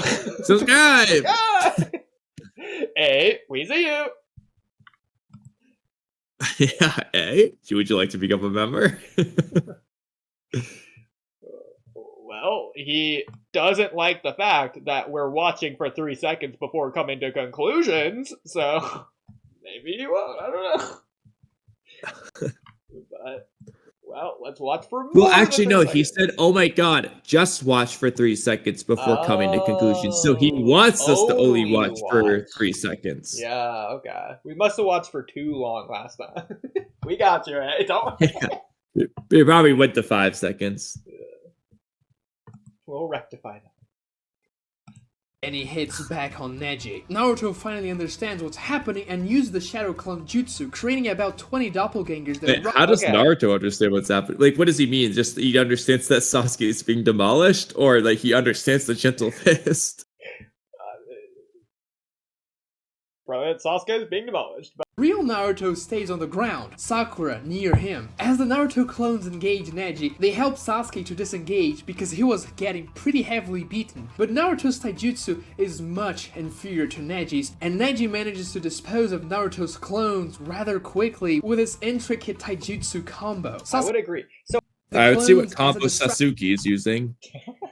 Rather quickly with his intricate taijutsu combo. Sasuke uses the clones as a distraction to gain some distance from Neji, and as he does so, he shoots a fireball aimed at Neji. The jutsu creates a fire trail as it streaks across the canopy. Neji, however, is able to dodge it, and he says, "I know you and the little nine-tailed demon over there have a scroll each. This fight could have been avoided, but you won't listen." Naruto, hearing that, screams, "Yeah!" okay, so that just confirms it, though. The Byakugan can't see the difference of the scrolls, which is weird if it can see inside the barrier. Well, that depends on whether he's lying, I guess. Because, yeah, He's like I said, not if he can see lying. inside the barrier, he should be able to see the kunai. I mean, he might But it depends be on whether lying he's based lying. on the ridiculous turnaround thing, but I don't think he's lying. I don't think he would say that. We'll see. But, yeah, the ridiculous turnaround thing, he might be lying. But it is interesting that he's saying the Nine-Tails demon, whatever. So, I guess he's not going to be shocked and confused when Naruto uses it the way he is in the actual story. Because when it actually comes out, it doesn't seem like Neji knows what the Nine-Tails is. Yeah. Was there something early on that said the entire village knows that Naruto has the Nine Tails? Naruto In this rewrite, knows it. probably. because it seems like everyone knows in this rewrite. Yeah, Naruto definitely knows it. It seems like everyone does. I think he might have wrote in like Danzo whatever, telling everyone. I don't remember what he said specifically, but it seems like everyone knows in this rewrite. Okay. I'll at least In write contrast it to the main story. Neji knows Naruto has the 9 tails. Oh, that's 0. I mean, otherwise, I don't really see why Kiba would be saying that Naruto killed Minato. Yeah. We have a knack for that! As he creates more shadow clones to go after Neji. However, the Huga changes his target now and goes after Naruto and Sakura. Naruto creates even more clones trying to protect them. Neji lands on the ground as over 30 shadow clones surround him. Sasuke yells, "Naruto! Hold him in place! Believe it, I will!" All clones attack Neji at the same time, trying to grapple him. Neji starts defeating clone after clone, but Sasuke jumps directly above Neji and the clones and launches a fireball aimed straight to the ground right where Neji is fighting the clones. Neji looks up and we get a quick glance of Neji beginning to move in a circular motion as the fireball impacts, exploding and creating a small crater on the ground. All clones are destroyed and Sasuke lands on another tree branch after his jump. The smoke When Neji like did the circular motion, I was hoping it was gonna do like the shot of Neji versus Naruto when Neji does that cool kick to kick both of those shadow clones at the same time. Yeah. You know. Yeah, but I think he's referring to. I'm assuming he's referring to rotation, but Yeah. created by the fireball dissipates and Neji stands tall in the middle of the crater, completely unharmed. Teen 7 is surprised and a little scared at seeing that. Naruto motions to create more it would be shadow cool clones, if but Neji, what you were saying, if Neji like did like the kick thing with the clones, so that he's like swinging the clones around in a circle. He's using the clones as a shield. I don't even need my ultimate defense. Exactly. blitzes him and Sakura with him, who was standing close to Naruto. Anyways, Hopefully he does more things with rotation. let's find out. There's a gentle fist barrage to both of them simultaneously, knocking them out. Sasuke jumped towards Neji, trying to intercept his blitz, but he was too far away and wasn't fast enough. Sasuke then lands on the ground as well, seeing Naruto and Sakura knocked out, and Neji, with a condescending look on his face, snatches Naruto's decoy scroll. Sasuke thinks, at least it appears he didn't notice the real scroll. Neji says, "Did you have enough, or do you want to see why the Byakugan is far superior to those pathetic Yeah, he's eyes gonna of reveal yours?" that he knows the Sasuke stage. begins weaving hand signs. Neji says, "Very well then, I'll So I do have a very awesome way for this to work. You're gonna like this, I think. Is that it's gonna be revealed after the fact, after Neji leaves, and the Sasuke's be like, "Ah ha, he took the false scroll. Ah ha ha, we better get out of here before he figures out." And then Naruto's gonna be like, actually, that was the real scroll because off screen I took your scroll because I was annoyed at you thinking that I can't defend it earlier, and so he got the real one. That would be funny too. That would be cool. When he was asleep with Sakura, he took the real scroll. Exactly, yeah. Yeah, when Sasuke's oogling his eyes over Sakura, he took... You didn't even know. But that makes this line all the more cooler, because in retrospect, we know that Sasuke's just wrong here, and that Neji is right, gloating about him, the fact that he did get the scroll. Okay, I like both here. I'm fine with you. Alright. show you why the Huga clan is the strongest in the Leaf Village. Sasuke uses the Phoenix Flowers, imbuing a dozen shuriken. Okay, well now they're Phoenix Flowers, but that's all they are. It's not the jutsu, it's just the Phoenix Flowers.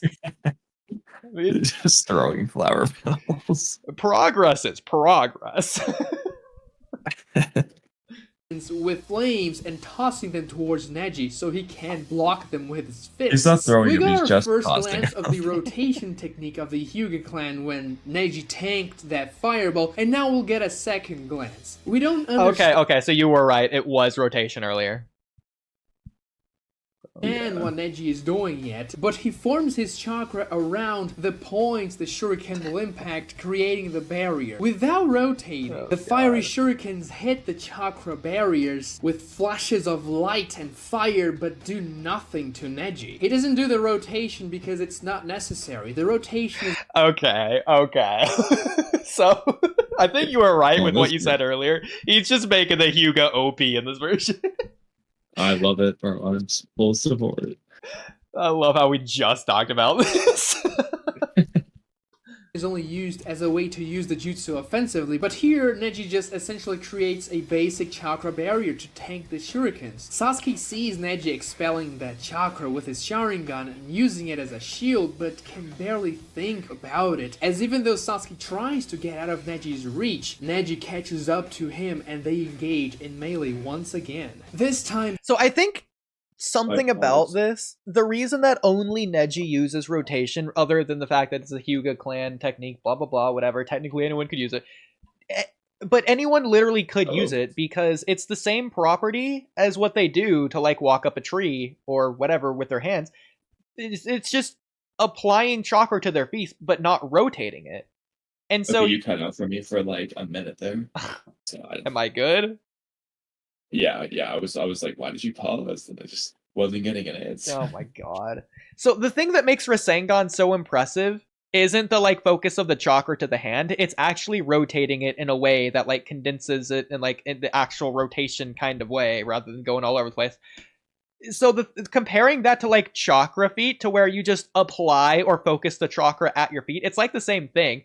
Anyone could just make a chakra barrier in front of them like this. But I think the fact of the matter is because they don't do that, it's not effective like it is here, which is why it's so impressive and difficult to make it into an actual rotation. Well, to be fair, you also have to release the chakra from like all your chakra points for rotation. So like he's just doing it from, he's not just focusing into his feet, he's like emitting it from his chakra points in like weird spots too. Well. Yes, but again, that's for rotation. If he's just making a barrier in front of him, he doesn't need to do the full 360 degrees. He just needs to. I don't to know for sure what he means, but I think what Dygo means here is that he's doing the same chakra thing as rotation. He's just not rotating. Yes, but again, he's doing it from all chakra points. I don't think you would need to do it from all, just whatever areas that need the barrier. Sure. But he's still doing something different from chakra feet, though. It's still more advanced, regardless. But yes, but you get like the concept that I'm saying. Yeah. Yeah. The impressive thing is like the rotation, and that's why Neji does it because nobody else can actually do that part of it, in my opinion. Just like the Rasengan. Like, rotation's literally like a body Rasengan, like especially when you consider how Hiyashi uses it in Konoha Crush. Bro literally makes a massive Rasengan style a sized crater in the ground and just defeats like 20 Jonin 20 feet away from him all at once. Exactly, yeah. Actually ridiculous. Like at the end of are you okay? That was me. Wait, what happened? What do you mean that wasn't you? I don't know. Did I not just hear all... Okay, whatever. Doesn't matter. It's fine. Okay. At the end of the day, the one thing that I'm trying to convey here is think about how common and quote-unquote comparatively easy it is to do something like chakra feet, whereas absolutely nobody is going around doing the Rasengan, even though fundamentally it starts as the same thing. But then the Rasengan's doing things after the fact. It's not just focusing chakra on your palm. It's rotating it, and that's what makes it impressive and also dangerous. Yeah, plus the compression. That as well, but I feel like compressing it isn't. It is another step, but like it's all of it combined. It's the hardest step. Actually, the hardest step.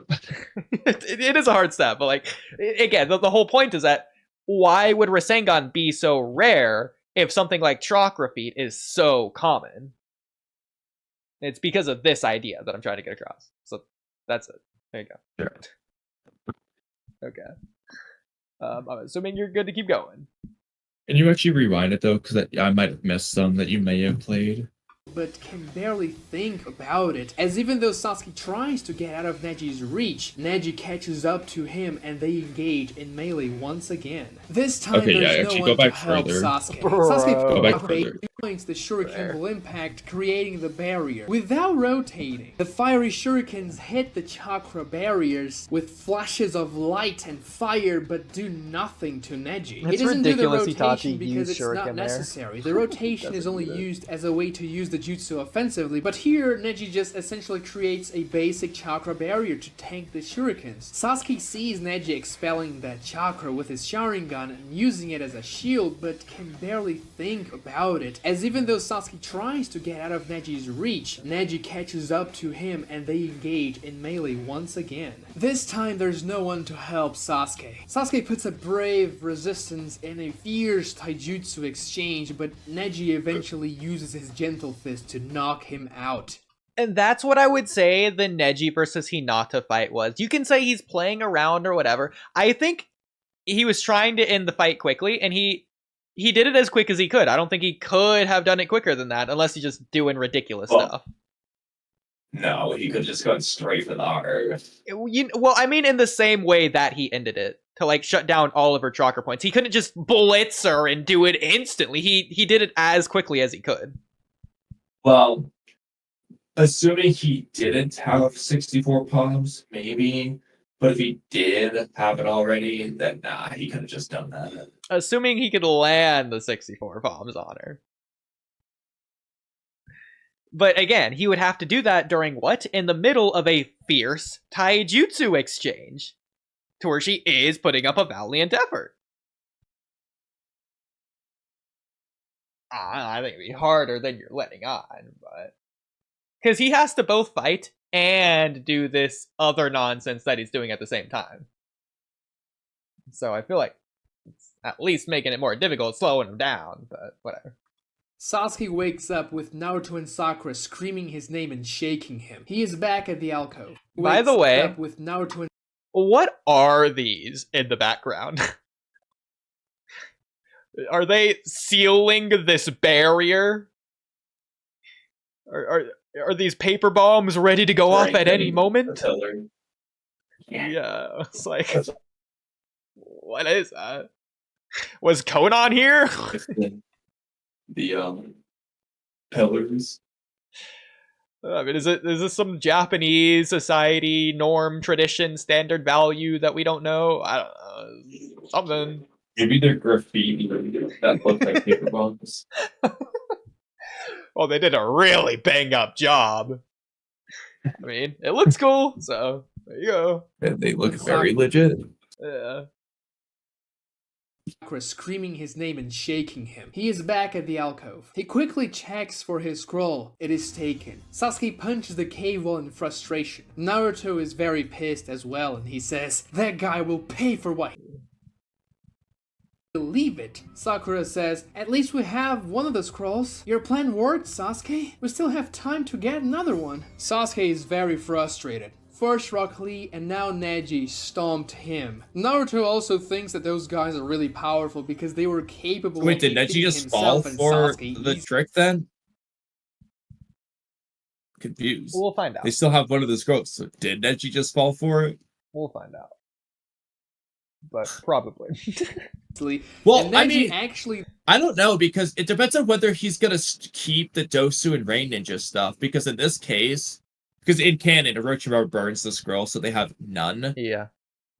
And then they get two. They get one from Dosu, one from Rain Ninja. If he keeps those Dosu and Rain Ninja, then either Neji steals the other one, or Orochimaru just goes and burns it anyway. Which, side note, do we know who Dosu got extra scrolls from? Just fodder random other people off screen, I guess? Yeah, off screen. And he just got another scroll. I wish we had at least one elimination from an actual prominent character at every stage in the Chunin exams. Yeah. But kind of like, I mean, Boruto, they do that. Like, Metal Lee's team's out versus Shinki's team, for example, in the second exam. In fact, I'd go as far as this wouldn't make them very prominent, but maybe even have like a known side character die in, if not the Forest of Death, at least somewhere in the Chunin exams.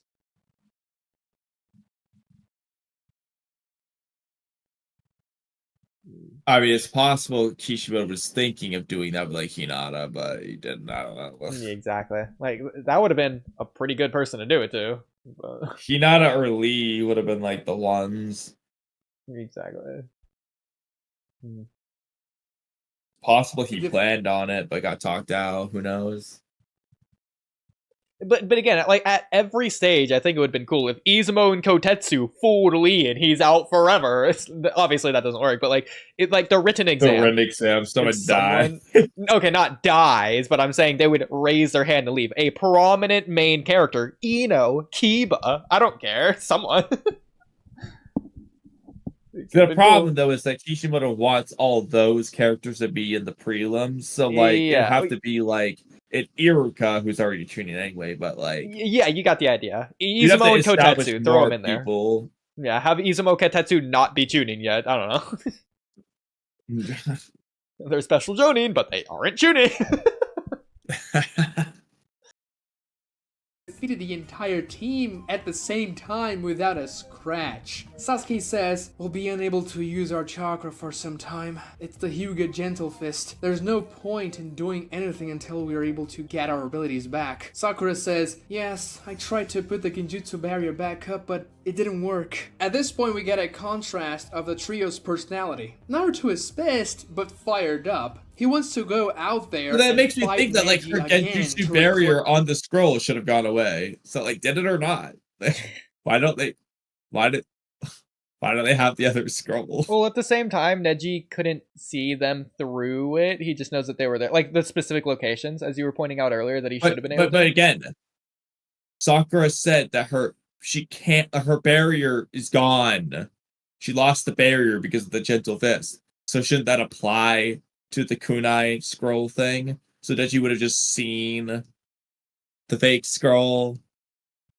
Not to mention that he saw through the Genjutsu of the barrier without the Byakugan anyway, so he just know that there's a Genjutsu on the scroll. In the Kazekage rescue arc, Neji uses Byakugan to see inside the like sealed rock thing at the Akatsuki hideout, right? Yeah, and they also in the filler arcs just like, well, no, they specifically ask Hinata to find out if Obito's using a Genjutsu, because she would be able to pinpoint where the chakra is despite the Genjutsu. So no, Neji would just be able to pinpoint that. I mean, this is a rewrite, so in this case, Dygo nerfed the Byakugan, but raised the Gentle Fist. What he did here, but yeah. I mean, regardless, so even this rewrite, Neji knew there was a Genjutsu without the Byakugan. Should just know the scroll, and then Sakura's Genjutsu broke because of the Gentle Fist, so should have applied to the scrolls. You would just see that Naruto's thing is a kunai, go back.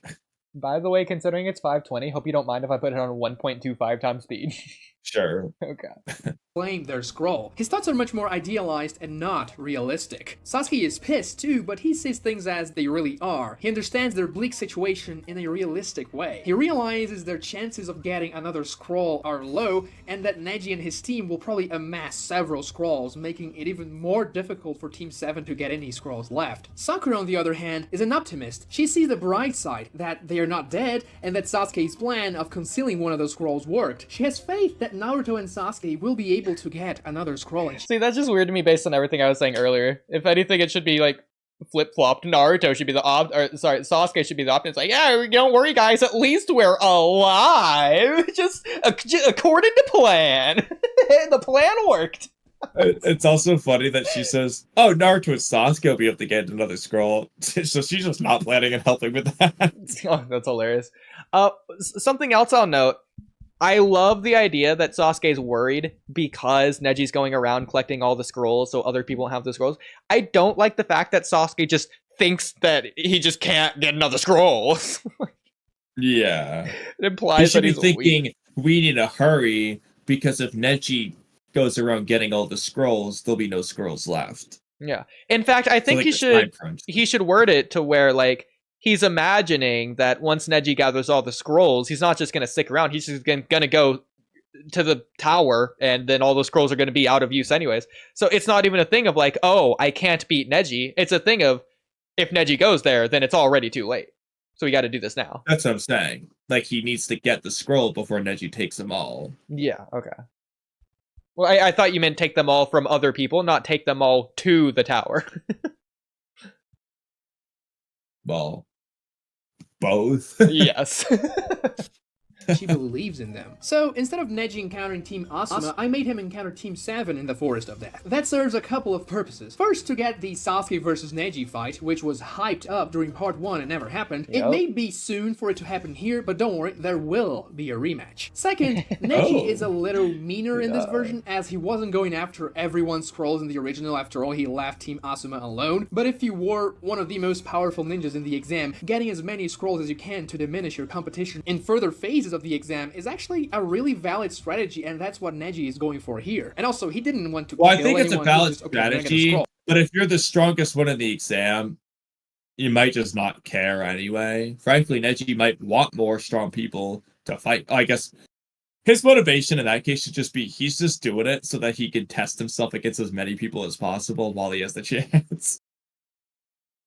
I mean, it depends what he's going to do with the Destiny angle or whatever, but yeah, either way, I think it could work. It's not like it's a problem if he's doing it. Yeah, either way. So, Kiba was trying to do it as it is. So yeah, Gar, once he got bloodthirsty, he was just killing everyone. So. Didn't even care about the scroll. He left him on the dead bodies as far as he was concerned. If it wasn't for Kankura, they would have failed the exam. That could have been really funny if that's the way that like Kiba's team or whatever got a scroll. Like the people that Gaara killed, that's not the scrolls he took. He already had the scrolls he needed, and then he just killed them and then just leaving the scrolls behind, and Kiba just picked up those scrolls and just graduated or whatever. Yeah. Like, well, like we watched this. Let's make it worth our while. We deserve this after that.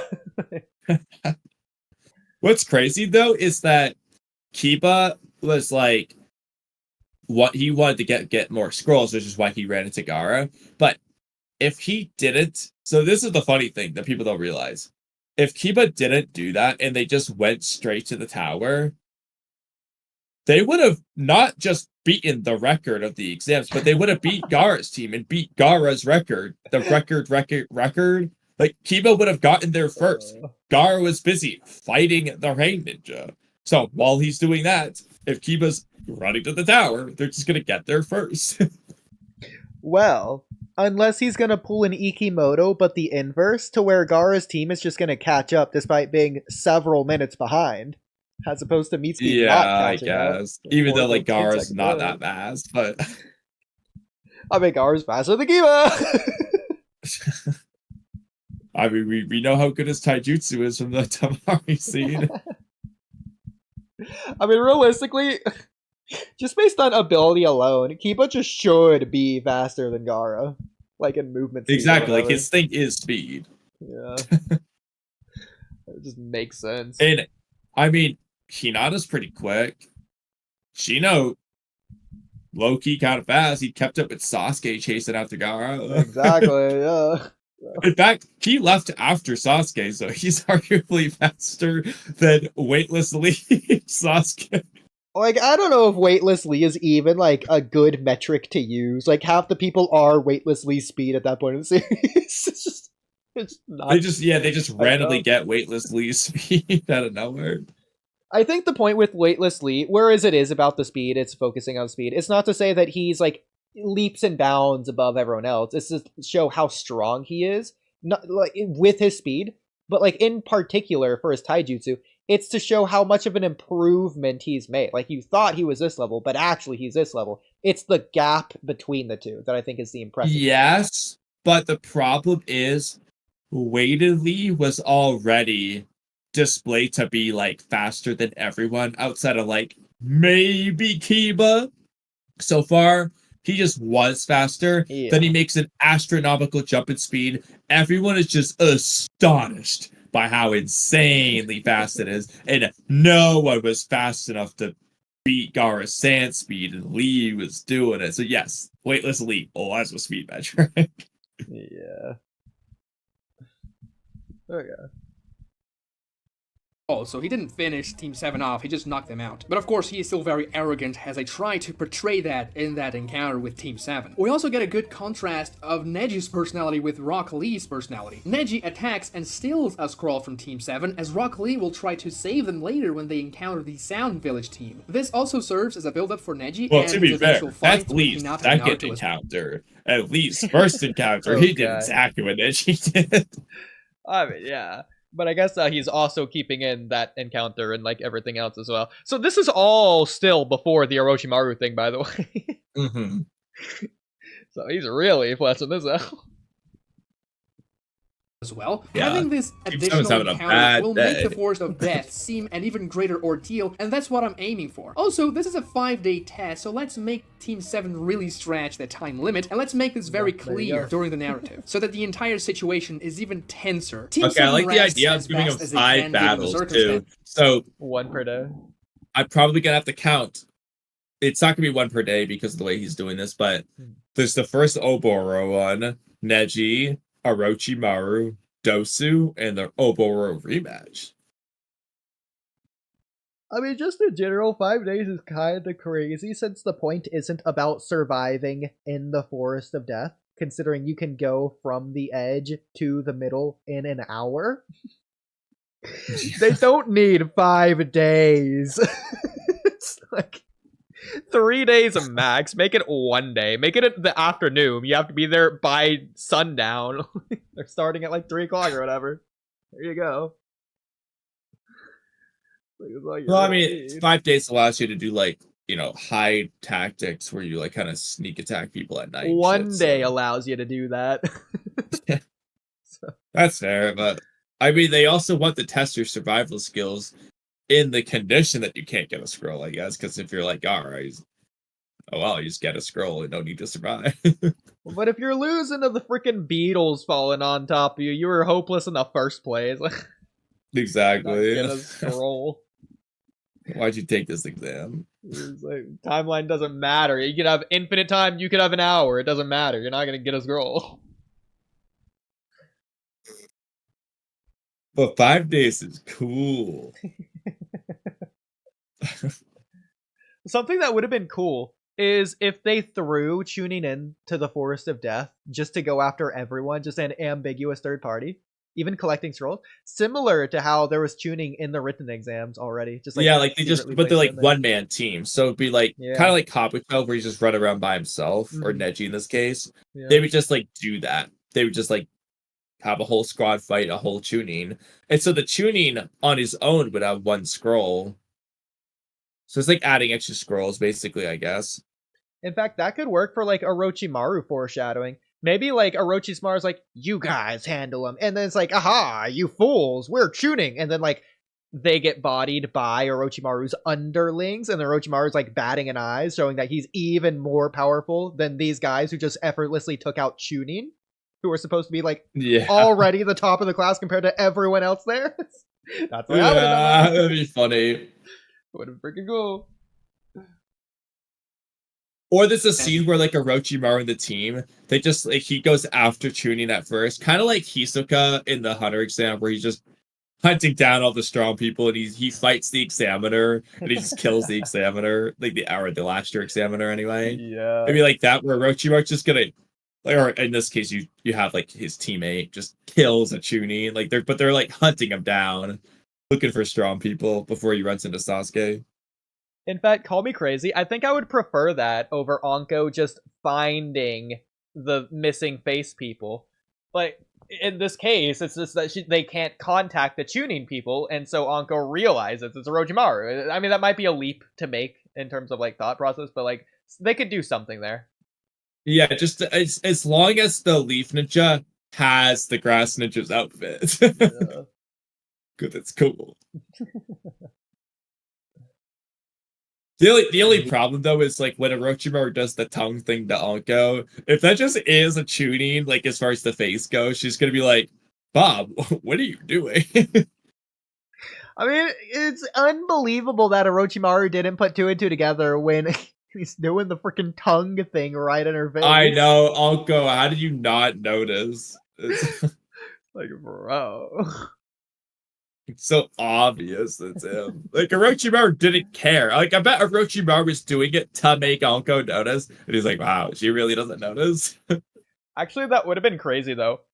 What do you think would have... Like, that's a what if right there. What if Anko noticed during the tongue thing scene? That changes Write it everything. down, actually. Let's make that a podcast topic. I'll write it down. Okay. Oh my god, that is insane. I do love it though.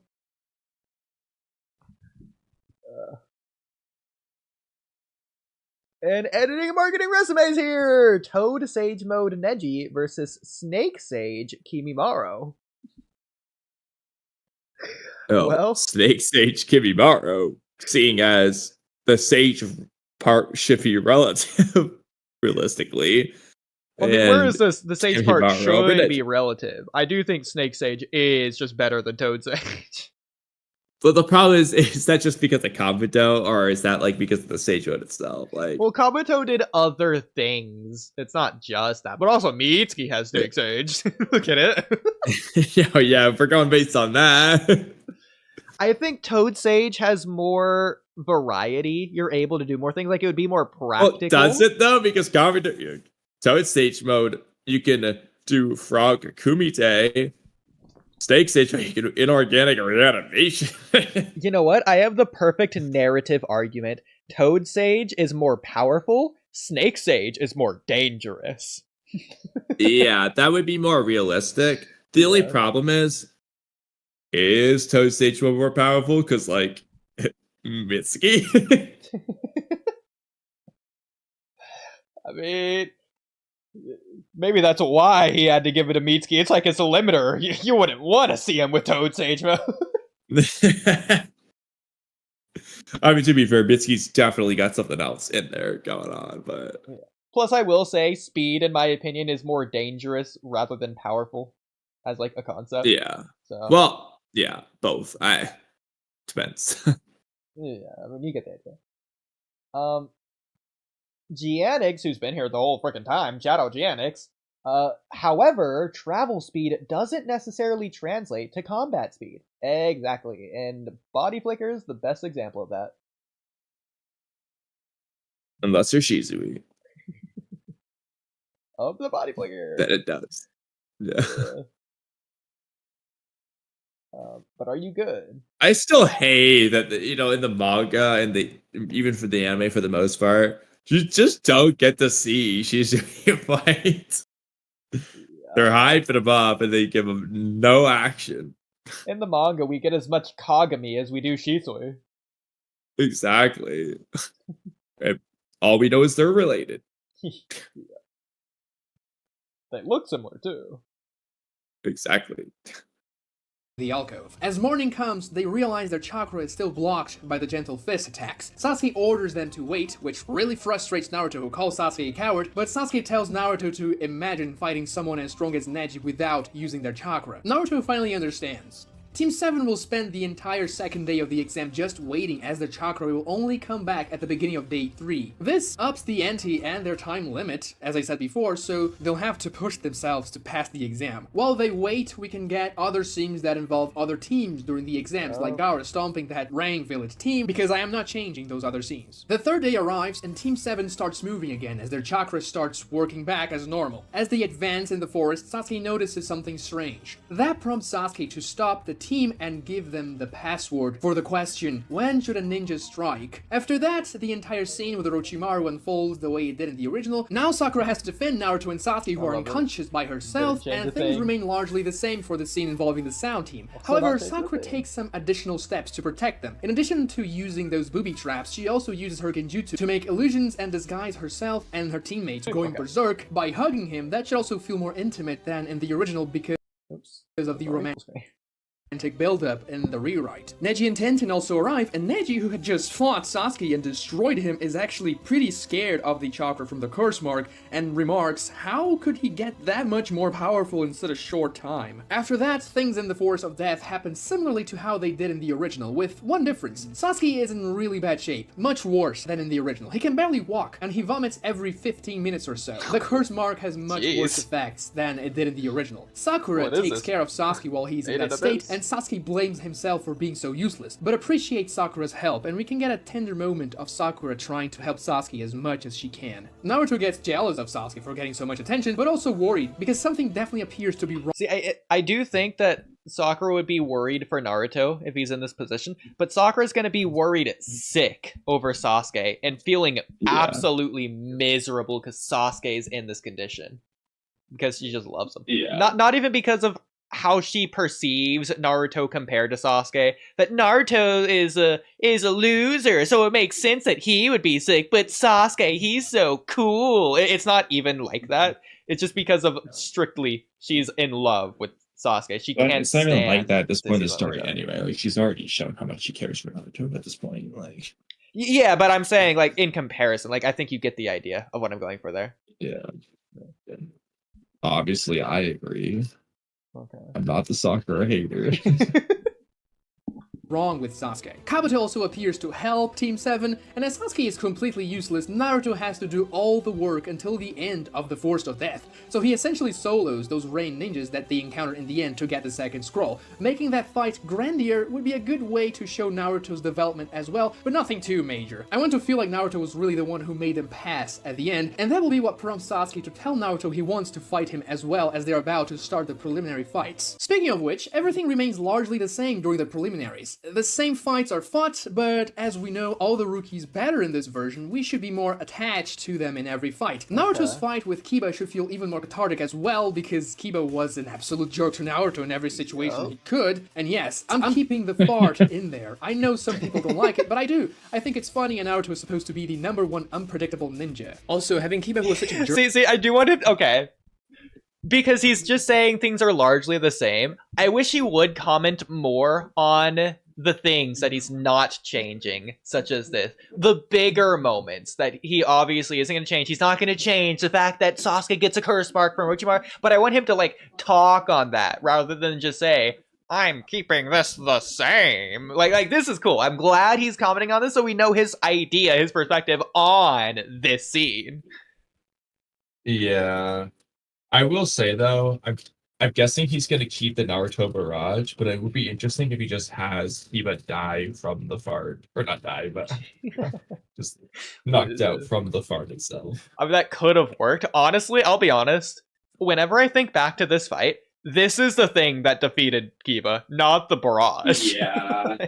Personally, okay, so, like, I like the idea of Naruto doing the Naruto barrage, but, like, honestly, for my personal taste, I kind of wish that the fart just did knock him out, because they're explaining that he sets his smells 1,000 times stronger than everyone.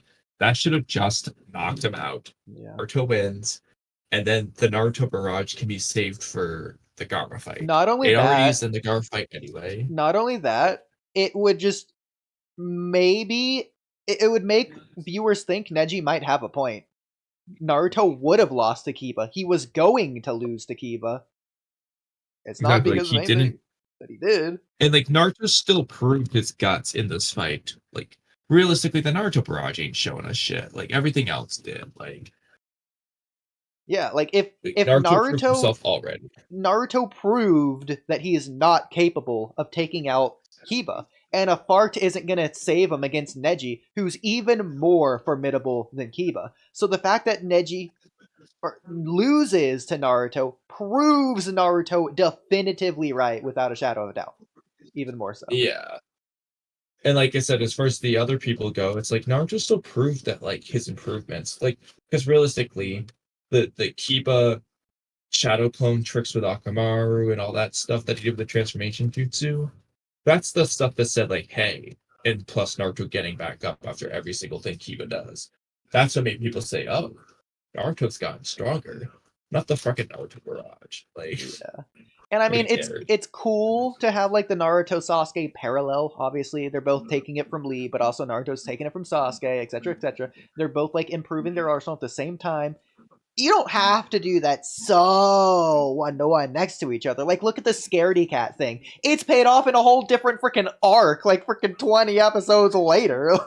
Yeah, and then like you could also do an anti-parallel. I don't know, I'm calling it anti-parallel, but there's like parallels where it's the same but different. Then Perpendicular? there's the parallels that are like the opposite. I don't want to say it's perpendicular, but like Well, like, for inverse example, parallel. Naruto walks the light path, where Sasuke walks the dark path. They walk divergent paths and walk Exactly. even further away from each other. Yeah.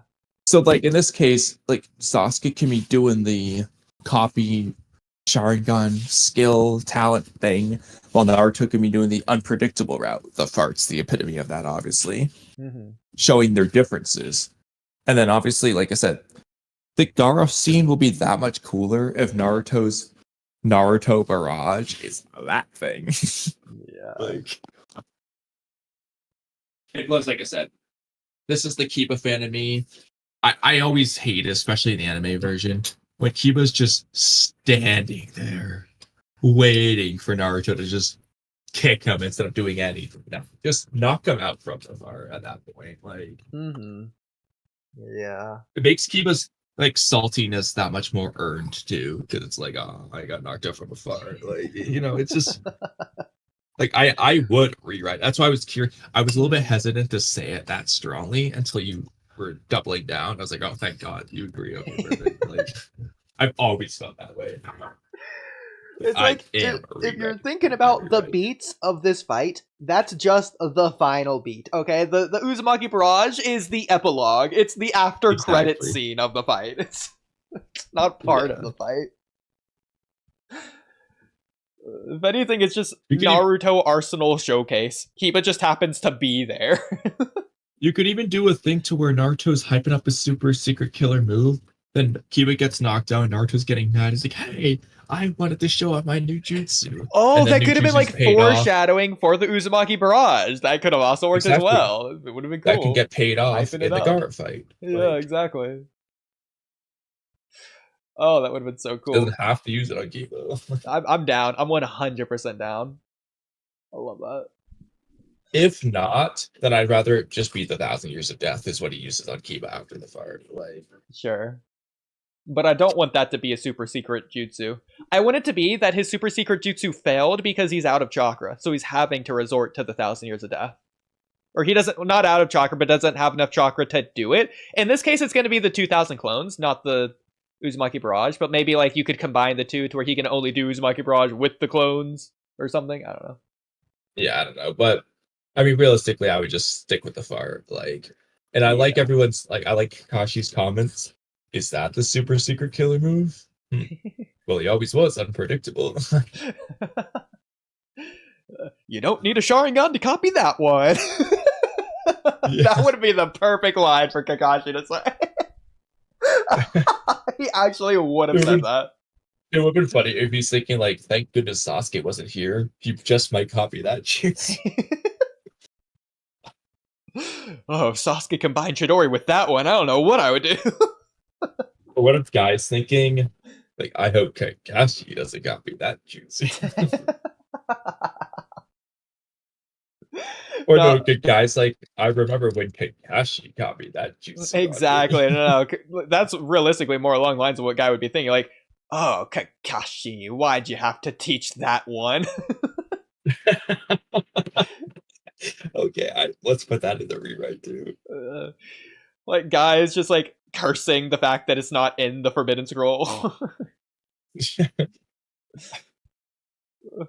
No, even I always told Lee that he could only use that jutsu if he satisfies the conditions. So that's the one that they should use. A hilarious one is we're just stealing the Sasuke Retrieval Arc dialogue here.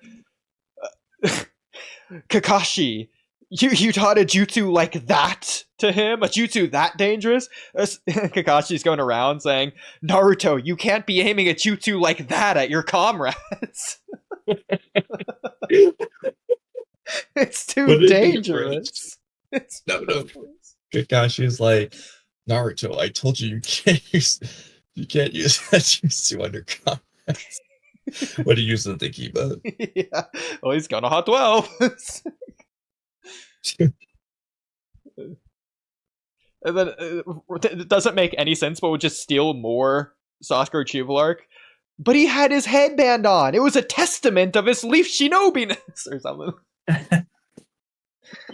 We fought on equal terms.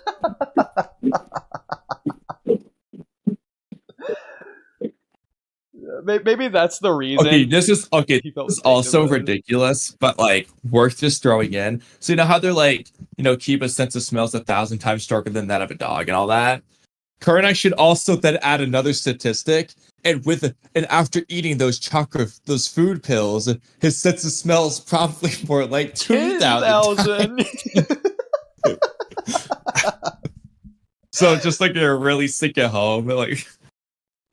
I got another one for you. Okay, so maybe that's what he could say. Normally, my sense of smell is 1,000 times that of a dog, but with the food pill, it's 10,000. In response to that, Naruto could say something dumb, but for like 100,000 for himself. Just like, oh yeah, well I'm 100,000 times cooler than you, but what would Naruto say? That would work here. That's just the placeholder.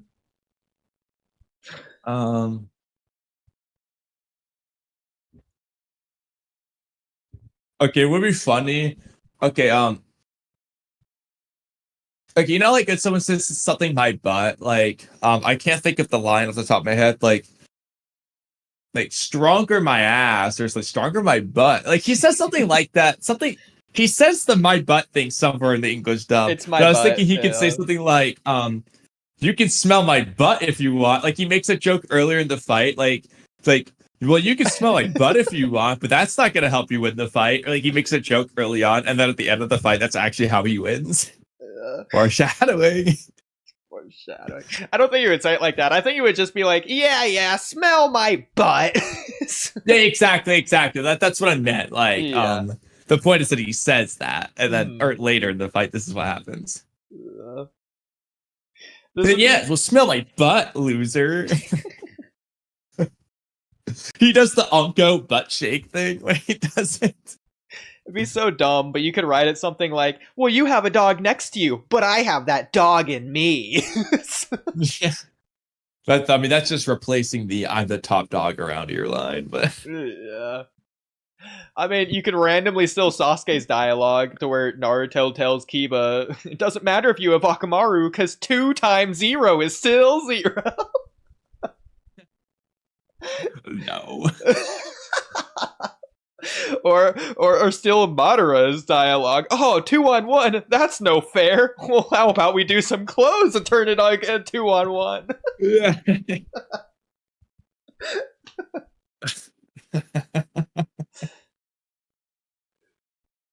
All I know is the fight should have ended with the fart, and if Dygo ends the fight with the fart, I'll be so happy. Actually, it is low-key hilarious that Naruto complains about Kiba using Akamaru, despite the fact that he not only uses Shadow Clones, he uses summoning jutsu. Well, he didn't know about it yet. Yeah. Obviously, the same applies to, like, the Beatles of Shino or Konkuro's Exactly. Why was he whatever. complaining about Shino using bugs? It's like the same thing, yeah. Because he wasn't fighting. Oh, that's why. Exactly. The food pills he has a much stronger case for, though. But it is just standard ninja equipment. Honestly, I can't believe none of the others used it, but whatever. Yeah, why not? If anything, screw Kiba having it. Choji should have been the one to use food pills. I know. But whatever.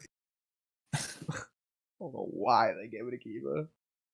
I don't know. Yeah, exactly. Well, I get it, but at the same time, just have Kiba be that guy anyway. You could do that too, yeah. Might as well. He just is a wild animal. Don't need the food pills. Honestly, let's just rewrite it that way. Choji takes the food pill before the Dosu fight. Doesn't matter, obviously. But then again, I guess that you're not really showcasing the food pill strength. Just save it for Kabuto doesn't need it either. Just erase food. Food pills don't exist outside of these two fights anyway. Just erase them. There's the Akamichi clan food pills are the only food pills. Yes. Thank you. Kabuto doesn't need it. Kiba doesn't need it. Just delete them. Exactly. Jerk to Naruto lose to a fart on his face by Naruto himself is poetic justice. Sasuke's fight with Yoroi should feel even more wait, desperate okay. because of He his doesn't address Uzumaki Barrage, so maybe Let's go. maybe the fart did end the fight this rewrite. I'm just making that canon. Let's go. Also, are we changing it to where Sasuke versus Yoroi isn't the first fight? Is it just Naruto versus Kiba's first? I'm not sure. So adjusting it out of order. It sounds like it. I don't know. But things unfold the same way. He is able to defeat him by controlling the curse mark through sheer willpower. Also, Hinata's fight with Neji know much more about both characters, and that Hinata going in will probably get stomped because we saw how Sasuke did against Neji, which should make things even worse and grittier in that fight. By the way, I think you're using the wrong microphone. He's again. a master. Oh, no, you're here. Okay. He's a master. Okay. Well, let's see what Dygo thinks. Watch. The only change I'm effectively making in those fights is that Sakura loses to Ino instead of both getting knocked out at the same time. Sakura will eventually give in, and this makes things more heartbreaking for her as well, as she was really badly bitten in the Forest of Death, and now she gets beaten again. I think that's good character development. I know a lot of people don't like this fight, Ino versus Sakura, but honestly, I don't think it's even that bad. I think people don't like it because it ends in a draw, and that's a big cop-out. So, Sakura losing that's here... part of why I like it, though. It's... yeah, man, I really hate that Shino versus Konkoro fight. Because of the result that happened after the fight, rather than the fight itself. Yeah, okay.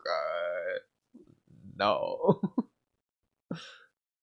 will progress her character more, as she feels powerless compared to Naruto and Sasuke, and I think people would enjoy the fight much better if they had a clear winner. For the finals bracket, all fights remain the same, but Ino would fight Dosu, and Shikamaru would fight Temari from the get-go. Both Ino versus Dosu and Shikamaru versus Temari are then fights that are technically in a less advanced round than Sasuke versus Gaara and Neji versus Sasuke and Kankuro versus Shino, because of the way of the numbers, and you just can't make a bracket that fits perfectly, so you have to give those fighters more fights, and it's gonna work out the same way eventually. The preliminaries end, and Naruto goes after Kakashi to get trained by him. Kakashi then passes Naruto over to Iruka and goes to train Sasuke. In the original, Ebisu was the one who began Naruto's training, but Ebisu doesn't exist here, and giving a little more screen time to Iruka won't hurt. Iruka can train and explain everything Ebisu did to Naruto, and we can also have a tender moment between Iruka and Naruto, where Naruto appreciates what Iruka was doing for him and has always been doing for him. Iruka gets teary-eyed and says of course he would do it and help Naruto pass and become a Chunin just like he is.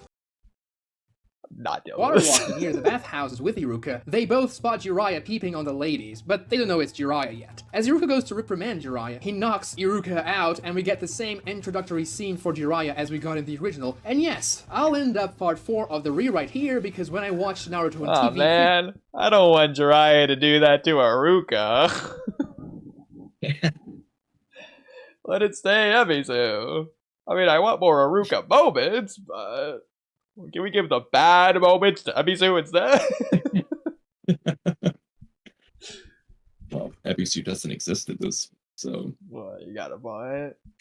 I don't know, have it be random fodder, dude. I don't care. Iruka.